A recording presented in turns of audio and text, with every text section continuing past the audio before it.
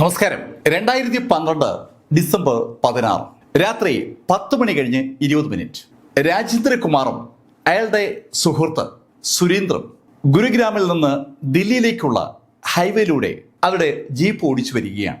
Jeep ഓടിക്കുന്ന അവർ ആ road ശരിക്കും സൂക്ഷ്മമായി നിരീക്ഷിച്ച ഓടിക്കുന്നത്. അവർ വർക്ക് ചെയ്യുന്ന കമ്പനിക്കാണ് ആ റോഡിന്റെ മെയിൻ്റനൻസ് ചുമതലയുള്ളത്.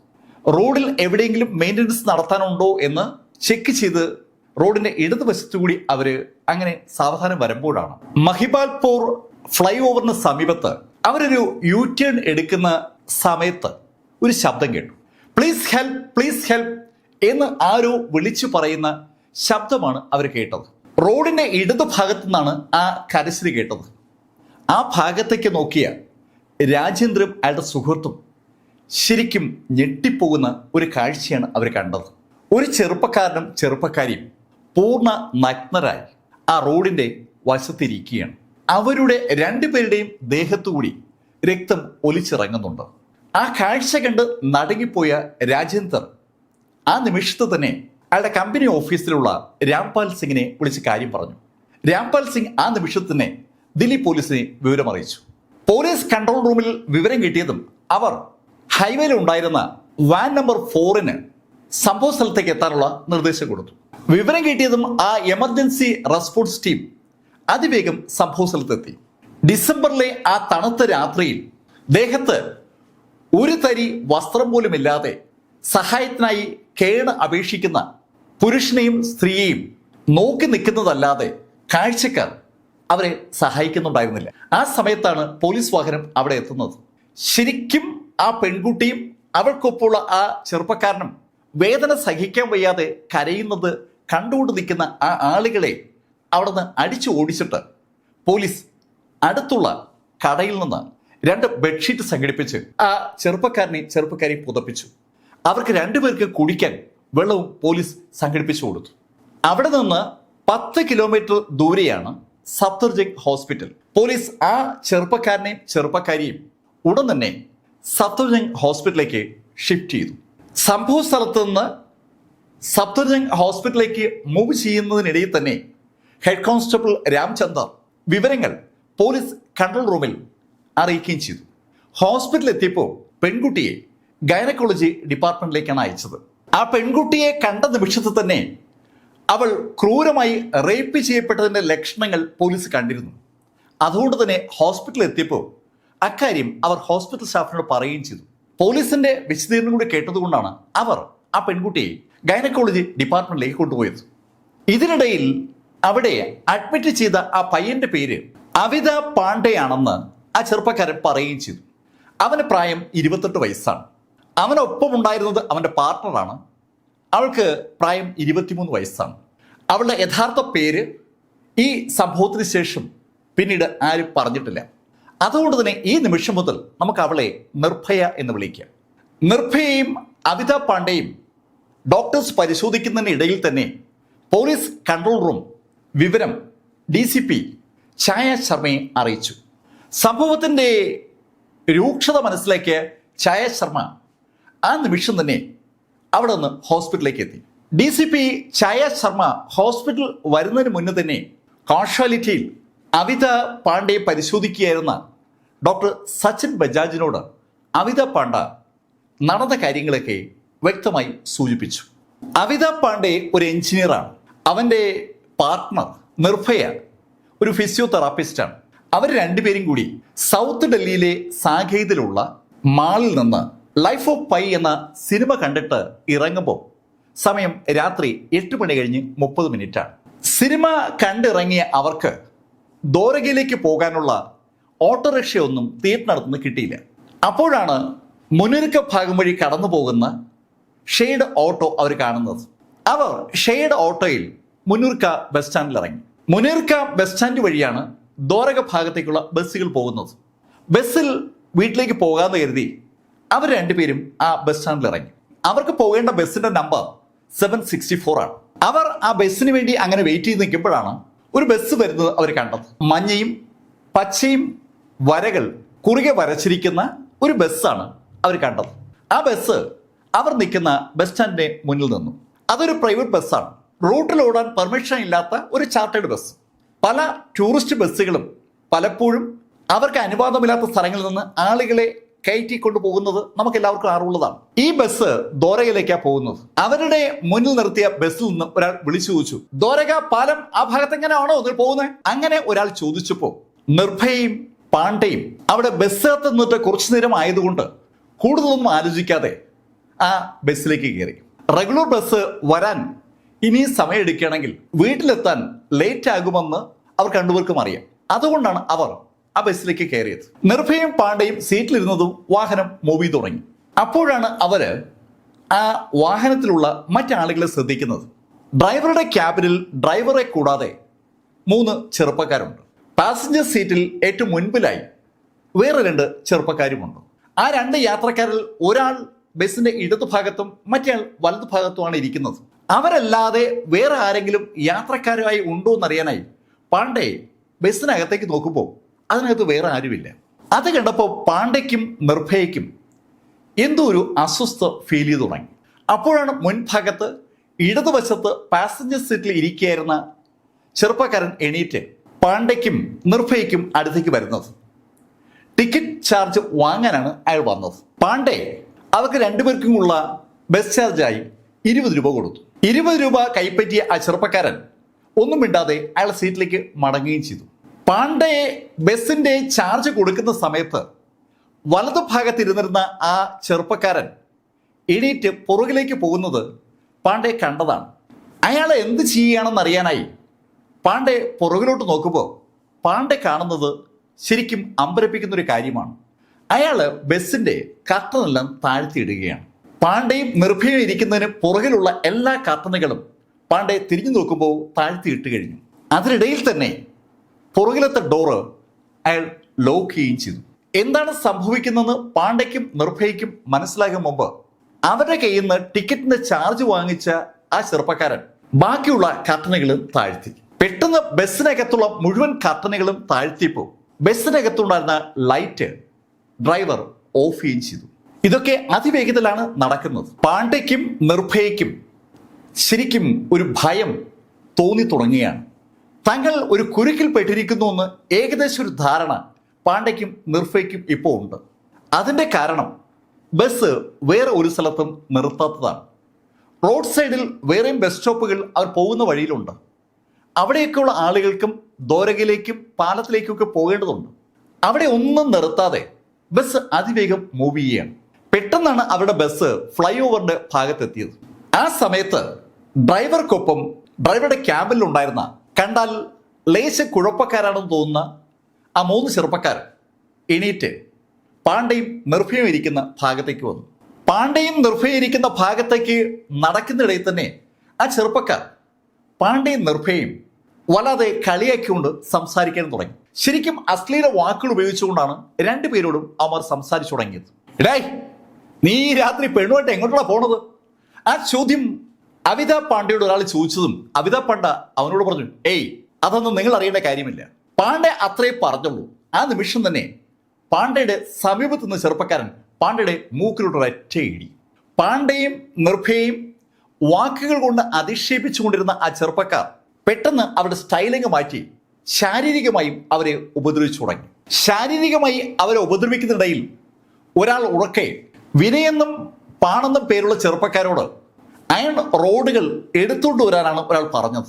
അങ്ങനെ പറഞ്ഞ ഏതാനും നിമിഷങ്ങൾക്കകം ആരോ ഒരാൾ പാണ്ഡയുടെ തലയിൽ ആ അയൺ റോഡ് കൊണ്ട് ആഞ്ഞടിച്ചു. അടിയേറ്റ് ബസിന്റെ പ്ലാറ്റ്ഫോമിലേക്ക് പാണ്ഡ വീണതും ആ ഇരുമ്പ് റോഡ് കൊണ്ട് അവന്മാർ പാണ്ഡയുടെ കാലിൽ മാറി മാറി അടിച്ചു. അടിയേറ്റ് പ്ലാറ്റ്ഫോമിൽ കിടന്ന് പുളയുന്ന പാണ്ഡയുടെ പോക്കറ്റിൽ നിന്ന് അവൻ ഒരു പേഴ്സ് വലിച്ചെടുത്തു. അതിനകത്ത് 1000 രൂപ ഉണ്ടായിരുന്നു. ആ 1000 രൂപ എടുത്ത അവന്മാർ അതിനകത്തുള്ള ക്രെഡിറ്റ് കാർഡും മറ്റ് സംവിധാനങ്ങളൊക്കെ എടുക്കുകയാണ്. പാണ്ഡയുടെ മൊബൈൽ ഫോണും അവർ പിടിച്ചെടുത്തു. അതിനിടയിൽ തന്നെ പാണ്ഡയുടെ കയ്യിൽ കിട്ടിയിരുന്ന റിസ്റ്റ് വാച്ചും അവർ അഴിച്ചെടുത്തു. റിസ്റ്റ് വാച്ച് മാത്രമല്ല അവർ അഴിച്ചെടുത്തത്, അവന്മാർ പാണ്ഡയുടെ ഡ്രസ്സുകളും അണിഞ്ഞിരുന്ന ഷൂവും അഴിച്ചെടുത്തു. ഇതിനിടയിൽ നിർഭയ അവളുടെ കയ്യിലെ മൊബൈൽ ഫോണിലൂടെ പോലീസിനെ വിളിക്കാൻ ശ്രമിച്ചെങ്കിലും ആ ബസ്സിനകത്തുണ്ടായിരുന്ന ആളുകൾ നിർഭയയുടെ ഫോൺ പിടിച്ചു വാങ്ങി അവളെ വലിച്ചിഴച്ച് പുറകിലത്തെ സീറ്റിലേക്ക് കൊണ്ടുപോയി. അടുത്ത 1 മണിക്കൂർ കൊണ്ട് ആ ബസ്സിലെ 6 പേരും നിർഭയെ മാറി മാറി റേപ്പ് ചെയ്യായിരുന്നു. ഇതിനിടയിൽ നിർഭയുടെ ശരീരത്തിലെ മുഴുവൻ വസ്ത്രങ്ങളും അവർ വലിച്ചെടുത്തിരുന്നു. പൂർണ്ണ നഗ്നയാക്കപ്പെട്ട നിർഭയ പുറകിലത്തെ സീറ്റിൽ വേദന കൊണ്ട് പൊളയുമ്പോൾ ആരോ ഒരാൾ പറയുന്നത് പാണ്ഡെ കേട്ടു, ഇവരെ ജീവനോടെ വിടാൻ പാടില്ല, ഇവരെ കൊല്ലണം. കേൾക്കേണ്ട താമസം ഒരുത്തൻ പാണ്ഡെ അടിച്ച അതേ കമ്പിയുമായി നിർഭയുടെ അടുത്തേക്ക് നീങ്ങി. ഏതാനും സെക്കൻഡ് കഴിഞ്ഞതും ബോധം ഏതാണ്ട് നഷ്ടമായിക്കൊണ്ടിരിക്കുന്ന പാണ്ഡയ്ക്ക് നിർഭയ അലറി കരയുന്നത് കേൾക്കാൻ പറ്റുന്നുണ്ട്. നിർഭയയും പാണ്ഡെയും പുറകിലത്തെ ഡോറ് വഴി വലിച്ച് പുറത്തേക്ക് എറിയാനാണ് അവർ ആദ്യം തീരുമാനിച്ചത്. അതിനുവേണ്ടി പുറത്തെ ഡോറ് തുറക്കാൻ ശ്രമിച്ചപ്പോൾ പുറത്തെ ഡോറ് അവർക്ക് തുറക്കാൻ പറ്റില്ല, അതങ്ങ് ജാമായിപ്പോയി. ഉടൻ അവന്മാർ നിർഭയുടെ തലമുടി പിടിച്ച് വലിച്ച് നഗ്നയായ നിർഭയെ ആ ബസിന്റെ പ്ലാറ്റ്ഫോമിലൂടെ മുന്നിലേക്ക് കൊണ്ടുവന്നു. മുന്നിലേക്ക് കൊണ്ടുവന്ന നിർഭയെ വാതിൽ തുറന്ന് അവർ പുറത്തേക്ക് വലിച്ചെറിഞ്ഞു, കൂടെ അവളുടെ കൂട്ടുകാരനെ. രണ്ടുപേരും റോഡിന്റെ വശത്തേക്ക് വീണു. ഈ സമയത്ത് മുന്നിലേക്ക് പോയ ബസ് നിർത്തി. ബസ് റിവേഴ്സ് ഗിയറിൽ വരുന്നത് റോഡിന്റെ വശത്തേക്ക് വീണ നിർഭയും അതുപോലെ പാണ്ഡെയും കണ്ടു. അവരുടെ പുറത്തേക്ക് വാഹനം കയറ്റുക എന്നുള്ളതാണ് അവരുടെ ലക്ഷ്യമെന്ന് മനസ്സിലാക്കിയ നിർഭയും പാണ്ഡെയും എങ്ങനെയോ അവിടെ നിന്ന് ഉരുണ്ട് റോഡിന്റെ ഒരു വശത്തേക്ക് മാറി. പാണ്ഡെയും നിർഭയും റോഡിൽ നിന്ന് ഉരുണ്ട് വശത്തേക്ക് മാറിയപ്പോൾ റിവേഴ്സ് എടുത്ത ബസ് വേറെ വാഹനങ്ങൾ റോഡിൽ കൂടെ വരുന്ന കണ്ടതും അതിവേഗം മുന്നോട്ട് ഓടിച്ചുപോയി. നിർഭയും പാണ്ഡെയും റോഡിലേക്ക് എടുത്തെറിയപ്പെട്ട സ്ഥലത്തിന് നേരെ എതിർവശമാണ് ഹോട്ടൽ ഡൽഹി 37. അവിടെ ഒരുപാട് മോട്ടലുകളും മറ്റ് സംവിധാനങ്ങളൊക്കെ ഉണ്ട്. ആ മോട്ടലുകൾ ലക്ഷ്യമിട്ടുകൊണ്ട് ഒത്തിരിയേറെ വാഹനങ്ങൾ വന്ന് വളയുന്ന ഭാഗത്താണ് ഇവരെ എറിയപ്പെട്ടത്. അതുകൊണ്ട് കൂടിയാണ് ആ ബസ് അതിവേഗം അവിടെ നിന്ന് ഓടിച്ചു പോയത്. മഹിവാൽപൂരിൽ നിന്ന് ഗുരുഗ്രാം മേഖലയിലേക്കാണ് ആ ബസ് ഓടിച്ചു പോയത്. ഇത്രയും കാര്യങ്ങളാണ് പാണ്ഡെ ഡോക്ടർ സഞ്ജയനോട് പറഞ്ഞത്. ഡോക്ടർ സഞ്ജയനോട് അവീന്ദ്ര പാണ്ഡെ ഈ കാര്യം പറഞ്ഞുകൊണ്ടിരിക്കുമ്പോഴാണ് DCP ഷഹ്യ ശർമ്മ ഹോസ്പിറ്റലിൽ എത്തുന്നത്. നിർഭയ എന്ന ആ പെൺകുട്ടിയോട് ആ ക്രൂരന്മാർ ചെയ്ത കാര്യങ്ങളൊക്കെ അവീന്ദ്ര പാണ്ഡെയിൽ നിന്ന് അറിഞ്ഞ DCP ഷഹ്യ ശർമ്മ ശരിക്കും നടുങ്ങിപ്പോയി എന്ന് തന്നെ പറയാം. ഷഹ്യ ശർമ്മ ഉടൻ തന്നെ നിർഭയെ അഡ്മിറ്റ് ചെയ്തിരിക്കുന്ന ICU യൂണിറ്റിലെത്തി. ICUവിൽ നിർഭയെ കണ്ട ACP ഷഹ്യ ശർമ്മ ഒരു വല്ലാത്ത അവസ്ഥയിലാണ്. അവർ ഇതിനു മുമ്പ് ഒരുപാട് ആളുകൾ കൊല്ലപ്പെട്ടിട്ടുള്ള സാഹചര്യങ്ങൾ അഭിമുഖീകരിച്ചിട്ടുള്ള ആളാണ്. പക്ഷെ ഇതുപോലെ ഒരു പെൺകുട്ടി പീഡിപ്പിക്കപ്പെട്ട രംഗം അവരുടെ ഓർമ്മയിൽ അതിനു മുമ്പ് ഇല്ല. അതുകൊണ്ട് തന്നെ ഷഹ്യ ശർമ്മ എന്ത് പറയണമെന്നറിയാതെ നിർഭയെ തന്നെ അങ്ങനെ നോക്കി നിൽക്കുകയാണ്. ACP ഷഹ്യ ശർമ്മയ്ക്ക് അങ്ങോട്ട് വിശ്വസിക്കാൻ പറ്റുന്നില്ല. മനുഷ്യന്മാർ ഇത്ര ക്രൂരമായി ഒരു സ്ത്രീയോട് പെരുമാറുമെന്ന് അവർക്ക് എങ്ങനെ വിശ്വസിക്കാൻ കഴിയുക? ICUവിൽ നിന്ന് പുറത്തിറങ്ങിയ ഷഹ്യ ശർമ്മ വീണ്ടും പാണ്ഡെയുടെ അടുത്തെത്തി. പാണ്ഡെയിൽ നിന്ന് കിട്ടിയ ഇൻഫർമേഷൻ അടിസ്ഥാനത്തിൽ അവർ കൺട്രോൾ റൂമിലേക്ക് വ്യക്തമായ നിർദ്ദേശം കൊടുത്തു. ഡൽഹിയിൽ എമ്പാടുമുള്ള പോലീസ് കൺട്രോൾ റൂമുമായി കണക്ട് ചെയ്തിട്ടുള്ള വാഹനങ്ങൾക്ക് ആ നിമിഷം തന്നെ നിർദ്ദേശം കിട്ടുകയാണ്. പച്ച മഞ്ഞ വരകളുള്ള വെള്ള ബസ്, അതാണ് പാണ്ഡെ കണ്ട ബസ്. അവീന്ദ്ര പാണ്ഡെ പറഞ്ഞ പച്ച നിറത്തിലും മഞ്ഞ നിറത്തിലും വരകളുള്ള വെള്ള നിറത്തിലുള്ള ബസ് കണ്ടുപിടിക്കാനുള്ള നിർദ്ദേശം ആ നിമിഷം തന്നെ വയർലെസ് വഴി സകല സ്റ്റേഷനിലേക്കും എത്തി. ദില്ലിയിലെ എല്ലാ ബോർഡറിലും ആ നിമിഷം തന്നെ വയർലെസ് വഴി നിർദ്ദേശം എത്തുകയാണ്. ഈ സമയത്ത് ഹോസ്പിറ്റലിൽ നിന്ന് ഛായ ശർമ്മ അവീന്ദ്ര പാണ്ഡെയെ വസന്ത് വിഹാറിലെ പോലീസ് സ്റ്റേഷനിലേക്ക് കൊണ്ടുവന്നു. ഛായ ശർമ്മ അവീന്ദ്ര പാണ്ഡെയുടെ കൂടെ ഇരുന്ന് പരാതി എഴുതിപ്പിച്ച് സ്റ്റേഷൻ SI പ്രതിഭ ശർമ്മയ്ക്ക് ഹാൻഡ് ഓവർ ചെയ്തു. കേസിന്റെ ഗുരുതരാവസ്ഥ മനസ്സിലാക്കിയ ACP ഛായ ശർമ്മ ആ നിമിഷത്തിൽ തന്നെ കമ്മീഷണർ നീരജ് കുമാറിനെ വിളിച്ച് കാര്യങ്ങൾ ധരിപ്പിക്കുകയും ചെയ്തു. അപ്പോഴേക്ക് സമയം ഏകദേശം രാത്രി 12 മണിയാകാറായിരിക്കുകയാണ്. ACP ഛായ ശർമ്മയ്ക്ക് ഈ കേസ് തെളിയിക്കണമെങ്കിൽ ആദ്യം കണ്ടെത്തേണ്ടത് ആ ബസ്സാണെന്ന് അറിയാം. ബസ്സിനെ കുറിച്ച് അവീന്ദ്ര പാണ്ഡെ വളരെ വ്യക്തമായ ഇൻഫർമേഷൻ ആണ് നൽകിയിരിക്കുന്നത്. ആ ബസ്സിൽ മഞ്ഞ നിറത്തിലുള്ള കർട്ടൻ ഉണ്ട്, അകത്ത് ചുവപ്പ് നിറത്തിലുള്ള സീറ്റുകളാണ് ഉള്ളത്. വെളുത്ത നിറത്തിലുള്ള ബസ്സിൽ സ്ട്രൈക്കിംഗ് ആയിട്ട് പച്ച നിറത്തിലും അതുപോലെ മഞ്ഞ നിറത്തിലുമുള്ള വരകളുണ്ട്. അതുപോലെ തന്നെ പ്രത്യേക രീതിയിൽ ഡിസൈൻ ചെയ്തിരിക്കുന്ന ഒരു ക്യാബിൻ ഡ്രൈവർക്കുമുണ്ട്. അതുപോലെ പാണ്ഡെ നോട്ട് ചെയ്ത ഒരു കാര്യം കൂടി ACPയോട് പറഞ്ഞിരുന്നു.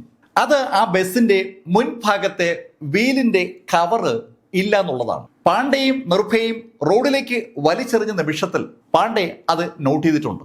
ഇത്രയും ഇൻഫർമേഷനാണ് പോലീസിന് ആ ബസ് കണ്ടെത്താൻ വേണ്ടി കയ്യിലുള്ളത്. ഇപ്പോ സമയം രാത്രി 12 മണിയാണ്. ACP ഷഹ്യ ശർമ്മ ആ നിമിഷത്തിൽ തന്നെ സമീപത്തുള്ള സ്റ്റേഷനിൽ നിന്ന് 10 സബ് ഇൻസ്പെക്ടേഴ്സിനെ അവരുടെ ടീമിനോടൊപ്പം വസന്ത് വിഹാറിലേക്ക് വിളിച്ചു വരുത്തി. ആ 10 ടീമിനും സ്പെസിഫിക് ലൊക്കേഷനുകളും സ്പെസിഫിക് ചുമതലകളും അപ്പോൾ തന്നെ ACP വീതം വെച്ചു കൊടുത്തു. 10 ടീമിനെയും രംഗത്തിറക്കിയ ACP ചാഹേർ ശർമ്മ ആ നിമിഷം മുതൽ വസന്ത് വിഹാറിലെ പോലീസ് സ്റ്റേഷൻ മിഷൻ കൺട്രോൾ റൂമാക്കി മാറ്റി. ശരിക്കും ഒരു മിഷൻ ചാഹേർ ശർമ്മ സ്റ്റാർട്ട് ചെയ്യുകയാണ്. ഒരു ടീമിനെ നേരെ അയച്ചത് ഡൽഹി ട്രാൻസ്പോർട്ട് ഡിപ്പാർട്ട്മെന്റിലേക്കാണ്. അർദ്ധരാത്രി ആ ട്രാൻസ്പോർട്ട് ഡിപ്പാർട്ട്മെന്റിലെ ഉദ്യോഗസ്ഥന്മാരെ വിളിച്ചുണർത്തി പോലീസ് സംഘം വിവരങ്ങൾ അവരോട് തിരക്കി. പല ട്രാൻസ്പോർട്ട് ഉദ്യോഗസ്ഥരും അവരവരുടെ വീടുകളിൽ സുഖ നിദ്രയിലായിരിക്കുമ്പോഴാണ് പോലീസ് വന്ന് അവർ വിളിച്ചുണർത്തുന്നത്. രാവിലെ 5 മണിയാകുമ്പോഴേക്കും 320 ബസ്സുകളെ കുറിച്ചുള്ള വിവരങ്ങൾ പോലീസ് ശേഖരിച്ചു കഴിഞ്ഞു. എല്ലാം വെളുത്ത ബസ്സുകളാണ്. ആ 320 ബസ്സുകളുടെയും ഓണർമാരെ കണ്ടെത്തുക എന്നുള്ളതാണ് അടുത്ത ദൗത്യം. അവരെ കണ്ടെത്തിയതിനു ശേഷം അവർക്ക് ആ ബസ് കണ്ടെത്തണം. ഇതിനൊപ്പം അടുത്ത സ്റ്റേറ്റുകളിലെ വെളുത്ത ബസ്സുകൾ കൂടി അവർക്ക് മോണിറ്റർ ചെയ്യേണ്ടതുണ്ട്. ഹരിയാനയിലെയും ഉത്തരാഖണ്ഡിലെയും ഉത്തർപ്രദേശിലെയും ബസ്സുകൾ ഡൽഹിയിൽ വരാറുണ്ട്. അതിലേതെങ്കിലും വെളുത്ത ബസ്സാണോ അവിടെ വന്നതെന്നും കൂടി അറിയണമല്ലോ. ഒരു പോലീസ് ടീം ബസ്സുമായി ബന്ധപ്പെട്ട കാര്യങ്ങൾ തിരക്കിക്കൊണ്ടിരിക്കുമ്പോൾ വസന്ത് വിഹാറിലെ SI പ്രതിഭാസ് ശർമ്മയുടെ ടീം ഹോസ്പിറ്റലിലെത്തി അവിടെയുള്ള ഫോർമാലിറ്റീസ് ഒക്കെ കംപ്ലീറ്റ് ചെയ്തു. അതിനുശേഷം അവർ നേരെ എത്തിയത് നിർഭയയും അവിന്ദ്ര പാണ്ഡെയും കണ്ടുകിട്ടിയ സ്ഥലത്തേക്കാണ്. അതാണല്ലോ സ്പോട്ട്. ആ രാത്രിയിൽ തന്നെ ആ സ്ഥലം സീൽ ചെയ്ത പ്രതിഭാസ് ശർമ്മ അവിടെ നിന്ന് അനവധി തെളിവുകൾ കണ്ടെത്തി. നിർഭയുടെയും അതുപോലെ പാണ്ഡെയുടെയും ദേഹത്തുനിന്ന് വീണ രക്തം പറ്റിപ്പിടിച്ചിരിക്കുന്ന പുല്ലുകളും ചെടികളും ഒക്കെ അവിടെയുണ്ട്. ഇതേ സമയത്ത് മൂന്നാമത്തെ ടീം ഇൻസ്പെക്ടർ രാജിന്ദർ സിംഗിന്റെ നേതൃത്വത്തിലുള്ള ടീമാണ്. അവരുടെ ജോലി CCTV ക്യാമറകൾ പരിശോധിക്കുക എന്നുള്ളതാണ്. നിർഭയും പാണ്ഡെയും കയറിയ ബസ് സ്റ്റോപ്പ് മുതൽ അവരെ ഇറക്കിവിട്ട സ്ഥലം വരെയുള്ള മേഖലകളിലെ CCTV ആണ് രാജിന്ദർ സിംഗും ടീമും പരിശോധിച്ചുകൊണ്ടിരിക്കുന്നത്. ദില്ലിയിൽ നിന്ന് ഗുരുഗ്രാമിലേക്കുള്ള ആ ഹൈവേയുടെ ഇരുപുറത്തുമുള്ള ഹോട്ടലുകളിലെയും പമ്പുകളിലെയും CCTV വിഷ്വലുകൾ പരിശോധിക്കുകയായിരുന്ന പോലീസിന് ഹോട്ടൽ ഡൽഹി എയർപോർട്ടിലെ CCTVയിൽ അവർ ഒരു വിഷ്വൽ കണ്ടു. അപ്പോൾ സമയം രാത്രി 9 മണി കഴിഞ്ഞ് 34 മിനിറ്റാണ്. ആ സമയത്ത് ആ വെളുത്ത നിറത്തിലുള്ള യാദവ് എന്ന് സൈഡിൽ എഴുതിയിരിക്കുന്ന ബസ് ഗുരുഗ്രാം മേഖലയിലേക്ക് പോകുന്നതാണ് പോലീസ് കണ്ടത്. അത് കഴിഞ്ഞ് 19 മിനിറ്റ് കഴിഞ്ഞപ്പോൾ ആ വാഹനം തിരിച്ച് ദില്ലിയിലേക്ക് പോകുന്നത് കണ്ടു. അപ്പോൾ സമയം 9 മണി കഴിഞ്ഞ് 53 മിനിറ്റാണ്. ആ ഭാഗത്ത് എത്തിയപ്പോൾ ആ ബസ് ഒരു U-ടേൺ എടുത്ത് വന്ന വഴിയിലേക്ക് തന്നെ തിരിച്ചു പോയിരിക്കുകയാണ്. ആ വൈറ്റ് ബസിന്റെ വിഷ്വൽ അവിന്ദ്ര പാണ്ഡെയെ പോലീസ് കാണിച്ചു. ആ വിഷ്വൽ കണ്ടതും അവിന്ദ്ര പറഞ്ഞു, ഏതാണ്ട് ഇതുപോലെയുള്ള ബസ്സാണ്. അങ്ങനെ പറഞ്ഞിട്ട് അവൻ ആ വിഷ്വലിലെ ബസിന്റെ മുൻഭാഗം ഒന്നുകൂടെ നോക്കി. മുൻഭാഗത്തെ വീലിന്റെ കവറ് ഇളകിപ്പോയത് അവൻ കണ്ടിട്ടുണ്ടായിരുന്നു. അവൻ ആ ഭാഗത്തേക്ക് സൂക്ഷിച്ചു നോക്കിയപ്പോൾ അവൻ ആ വിഷ്വൽ കിട്ടി. മുൻഭാഗത്തെ വീലിൽ കവറില്ലാത്ത ആ വിഷ്വൽ കണ്ടതും അവൻ തീർത്തു പറഞ്ഞു, ഇത് തന്നെയാണ് ബസ്. ആ നിമിഷം മുതൽ ബസ്സിനെ കുറിച്ചുള്ള അന്വേഷണം യാദവ് എന്ന് എഴുതിയ ബസ്സിനെ കുറിച്ച് മാത്രമായി. ഈ സമയത്തിനുള്ളിൽ അനവധി ബസ് ഓണേഴ്സിനെ പോലീസ് ചോദ്യം ചെയ്ത് കഴിഞ്ഞു. ഇപ്പോ കുറെ കൂടി വ്യക്തതയിലേക്ക് കാര്യങ്ങൾ എത്തോടുകൂടി പോലീസ് ആ ബസ്സുകാരോട് തന്നെ അവർക്ക് ആർക്കെങ്കിലും യാദവ് എന്ന് പേരുള്ള ബസ്സിനെ കുറിച്ച് എന്തെങ്കിലും അറിയാമെന്ന് ചോദിച്ചപ്പോൾ ചില ആളുകൾ നോയിഡ ഭാഗത്ത് യാദവ് എന്ന പേരിലുള്ള ബസ്സുള്ള കാര്യം പോലീസിന്റെ ശ്രദ്ധയപ്പെടുത്തി. ഉത്തർപ്രദേശിലെ നോയിഡ ഒരു ഫ്ലറിഷിംഗ് സിറ്റിയാണ്. നോയിഡയിൽ അനവധി ബസ് ഓണേഴ്സ് ഉണ്ട്. അവിടെയുള്ള ഒരു ബസ് ഓണറാണ് ദിനേശ് യാദവ്. ദിനേശ് യാദവിന് കുറെ ബസ്സുണ്ട്. മിക്കവാറും എല്ലാ ബസ്സുകളിലും അയാളുടെ പേര് യാദവ് വളരെ വ്യക്തമായിട്ട് തന്നെ എഴുതിയിട്ടുണ്ട്. ആ ഇൻഫർമേഷനാണ് പോലീസിന് ഇപ്പൊ ലഭിച്ചിരിക്കുന്നത്. പോലീസ് ആ നിമിഷം തന്നെ ദിനേശ് യാദവിന്റെ അടുത്തെത്തി അയാളെ ചോദ്യം ചെയ്തു. പോലീസിന്റെ ചോദ്യങ്ങൾക്ക് വ്യക്തമായിട്ട് തന്നെ ദിനേശ് യാദവ് ഉത്തരം പറഞ്ഞു. അയാൾക്ക് ചുവന്ന സീറ്റ് കവറുള്ള ബസ്സുണ്ട്. ആ ചുവന്ന സീറ്റ് കവറുള്ള ബസ്സിന് മഞ്ഞ കർട്ടനാ ഉള്ളത്. ആ വെളുത്ത നിറത്തിലുള്ള ബസ്സിന്റെ പുറത്ത് പച്ചയിലും മഞ്ഞയിലുമുള്ള വരകളുമുണ്ട്. ആ ബസ് സാകേതിലുള്ള ഒരു സ്കൂളിന് കോൺട്രാക്ട് അടിസ്ഥാനത്തിൽ ഓടാൻ വേണ്ടി കൊടുത്തിരിക്കുകയാണെന്ന് കൂടി യാദവ് പോലീസിനോട് പറഞ്ഞു. സാകേതിലെ ബിർള നിവാസ് സ്കൂളിന് വേണ്ടി ബസ് ഓടിക്കുന്നത് രാം സിംഗ് എന്ന ഡ്രൈവറാണെന്നും യാദവ് പോലീസിനെ അറിയിച്ചു. സൗത്ത് ദില്ലിയിലെ RK പുരത്തിന് സമീപമുള്ള ഗുരു രവിദാസ് ക്യാമ്പ് എന്ന കോളനിയിലാണ് ഈ രാം സിംഗ് താമസിക്കുന്നത്. അയാൾ മിക്കവാറും ബസ് അയാളുടെ വീടിനടുത്ത് ഒതുക്കിയിടുകയാണ് പതിവ്. അയാളുടെ വീട്ടിൽ നിന്ന് നോക്കിയാൽ കാണാവുന്ന അകലത്തിലാണ് അയാൾ ബസ് പാർക്ക് ചെയ്യുന്നത്. അത്രയും കാര്യങ്ങൾ ദിനേശ് യാദവ് വഴി പോലീസ് അറിഞ്ഞു. ഇപ്പോ സമയം രാവിലെ 11 മണിയാണ്, ഡിസംബർ 17. തലേദിവസം രാത്രി 10:20 നിർഭയെയും അവളുടെ സുഹൃത്തിനെയും ആ ഹൈവേ ചെക്കിംഗ് ഉദ്യോഗസ്ഥർ കാണുന്നത്. അവരെ കണ്ടുകിട്ടി കൃത്യം 12 മണിക്കൂർ കഴിഞ്ഞതും പോലീസ് സംഘം RK പുരത്തിന് സമീപമുള്ള ആ ഗുരു രവിദാസ് ക്യാമ്പ് എന്ന് പറയുന്ന സ്ഥലത്തെത്തി. അത് ഒരു കോളനിയാണ്. ആ കോളനിയിൽ അവരെത്തപ്പോൾ തന്നെ അവർ ആ ബസ് കാണുകയും ചെയ്തു. ബസ്സിനടുത്തെത്തിയ പോലീസ് സംഘം ആ ഭാഗത്തുണ്ടായിരുന്ന ചില ആളുകളോട് വിവരങ്ങൾ തിരക്കിയപ്പോൾ അവർ ചില കാര്യങ്ങൾ പോലീസിനോട് പറഞ്ഞു. തലേദിവസം രാത്രിയിൽ അവിടെ ആ ബസ് എത്തിയതിനു ശേഷം ആ ബസ്സിനകത്തുണ്ടായിരുന്ന 2 പേർ ബസ്സിനകം നന്നായി കഴുകി വൃത്തിയാക്കുന്നത് കണ്ടുവെന്നാണ് അവർ പോലീസിനോട് പറഞ്ഞത്. ബസ്സിനകം കഴുകി വൃത്തിയാക്കിയ അവർ ബസ്സിനകത്തുനിന്ന് എന്തൊക്കെയോ സാധനങ്ങൾ എടുത്ത് ദൂരെ മാറ്റിയിട്ട് കത്തിക്കുന്നതും അവർ കണ്ടിരുന്നു. അത്രയും കാര്യങ്ങൾ പോലീസിനോട് പറഞ്ഞ നാട്ടുകാർ രാം സിംഗ് താമസിക്കുന്ന വീട് പോലീസിന് കാണിച്ചു കൊടുക്കുകയും ചെയ്തു. പോലീസ് സംഘം അയാളുടെ വീടിന് നേരെ വരുന്നത് ജനാലയിലൂടെ കണ്ട രാം സിംഗ് പുറകുവശത്തെ വാതിൽ തുറന്ന് ഒരൊറ്റ ഓട്ടം. പക്ഷേ അത്തരം ഒരു നീക്കം പ്രതീക്ഷിച്ചിരുന്ന പോലീസ് ആ കോളനി മുഴുവൻ വളഞ്ഞിരുന്നതുകൊണ്ട് അവന് കോളനി നിന്ന് പുറത്തു കിടക്കാൻ പറ്റിയില്ല. ഓടി രക്ഷപ്പെടാൻ ശ്രമിച്ച രാം സിംഗിനെ പോക്കിയ പോലീസ് രാം സിംഗിനെ ബസിന്റെ അടുത്തേക്ക് കൊണ്ടുവന്നു. പോലീസ് സംഘം രാം സിംഗിനെ കൊണ്ട് ബസ്സിനകത്തേക്ക് കയറി. അതിനകം ഏതാണ്ട് പൂർണ്ണമായും കഴുകി തുടച്ച് വൃത്തിയാക്കിയിരിക്കുകയാണ്. ആ ബസ്സിനകത്ത് ഒരു ക്രൈം നടന്നതിൻ്റെ ഒരു ലക്ഷണം പോലും അവശേഷിപ്പിക്കാത്ത ശൈലിയിൽ ആ രാത്രിയിൽ ആ ബസ് വൃത്തിയാക്കിയിരിക്കുകയാണ്. അത് കണ്ടതും പോലീസ് ഫോറൻസിക് വിദഗ്ധരെ അവിടേക്ക് വിളിച്ചു വരുത്തി. ഫോറൻസിക് വിദഗ്ധർ വന്ന് പരിശോധന തുടങ്ങിയതും കഴുകി വൃത്തിയാക്കിയ ആ ബസ്സിനകത്തു തന്നെ പല സാധനങ്ങളും അവർ കണ്ടെത്തി. നിർഭയെയും അതുപോലെ അവിധ പാണ്ഡെയും ക്രൂരമായി പരിക്കേൽപ്പിക്കാനായിട്ട് ഉപയോഗിച്ച ആ ഇരുമ്പ് ദണ്ട് ബസ്സിനകത്തുണ്ടായിരുന്നു. അതിൽ രക്തത്തിന്റെ പാടമുണ്ട്.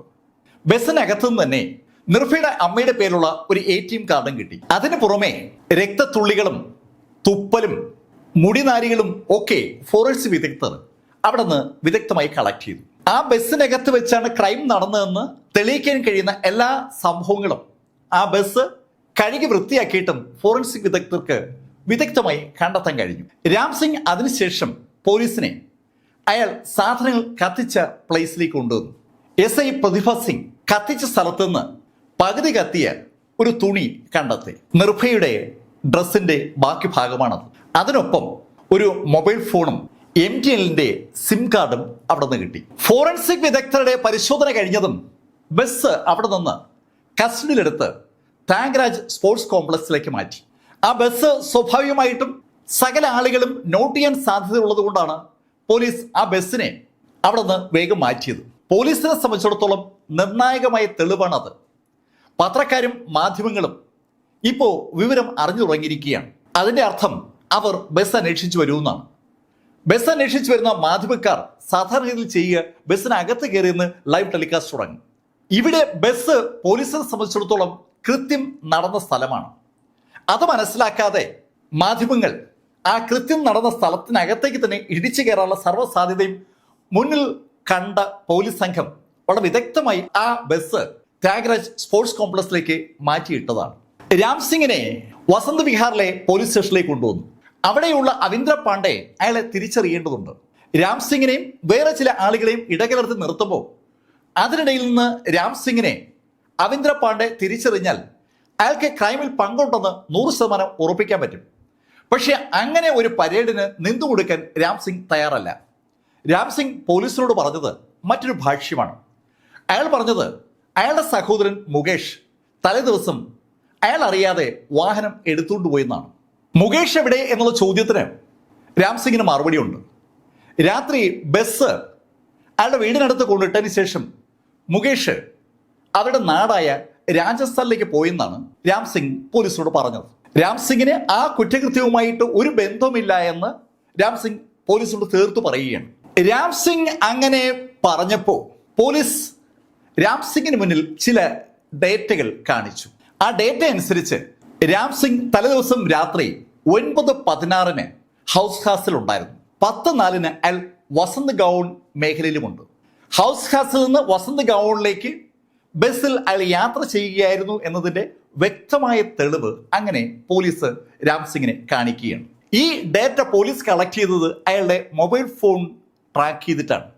അടുത്ത 1-2 ടവറുകളിൽ കൂടി അയാളുടെ മൊബൈൽ ഫോൺ ലൊക്കേഷൻ പോലീസ് അയാളെ ബോധ്യപ്പെടുത്തിയതും അയാൾ അവസാനം അയാളും വാഹനത്തിൽ ഉണ്ടായിരുന്നുവെന്ന് പോലീസിനോട് സമ്മതിച്ചു. പക്ഷെ അപ്പോഴും അയാൾ പോലീസിനോട് പറഞ്ഞത് അയാൾ വാഹനം ഓടിക്കുകയായിരുന്നു, വാഹനത്തിനകത്ത് നടന്ന കാര്യങ്ങളുമായി അയാൾക്ക് ഒരു ബന്ധവുമില്ലെന്നാണ്. രാം സിംഗ് അങ്ങനെ പറഞ്ഞതും DCP ചാഹ്യ ശർമ്മ അയാളെ മെഡിക്കൽ പരിശോധനയ്ക്ക് വിധേയമാക്കാൻ നിർദ്ദേശം കൊടുത്തു. അയാളെ കൊണ്ട് ഒരു വസ്തുവിൽ ഘടിപ്പിച്ചു നോക്കി, അതിൻ്റെ ഫോട്ടോ എടുത്തു. അതിനുശേഷം അയാളുടെ ശരീരത്തിൽ നിന്ന് DNA ശേഖരിച്ചു. അതിവേഗം കാര്യങ്ങൾ നടക്കുകയാണ്. അയാൾ നിർഭയെ റേപ്പ് ചെയ്തു എന്നുള്ളത് തെളിയിക്കുന്നതിനുള്ള ചില അടയാളങ്ങൾ നിർഭയുടെ ബോഡിയിൽ നിന്ന് പോലീസ് ശേഖരിക്കുകയും ചെയ്തു.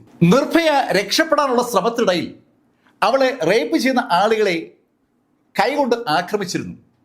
അതിൻ്റെ ഫലമായി അവളുടെ നഖത്തിനകത്ത് മുടിയിഴകൾ കയറി പറ്റിയിട്ടുണ്ട്. രക്തവും മാംസവും തൊലിയൊക്കെ അതിനകത്തുണ്ടായിരുന്നു. അവയുടെയൊക്കെ DNA പരിശോധനയും സൈമിൾട്ടേനിയസ് ആയി നടന്നു.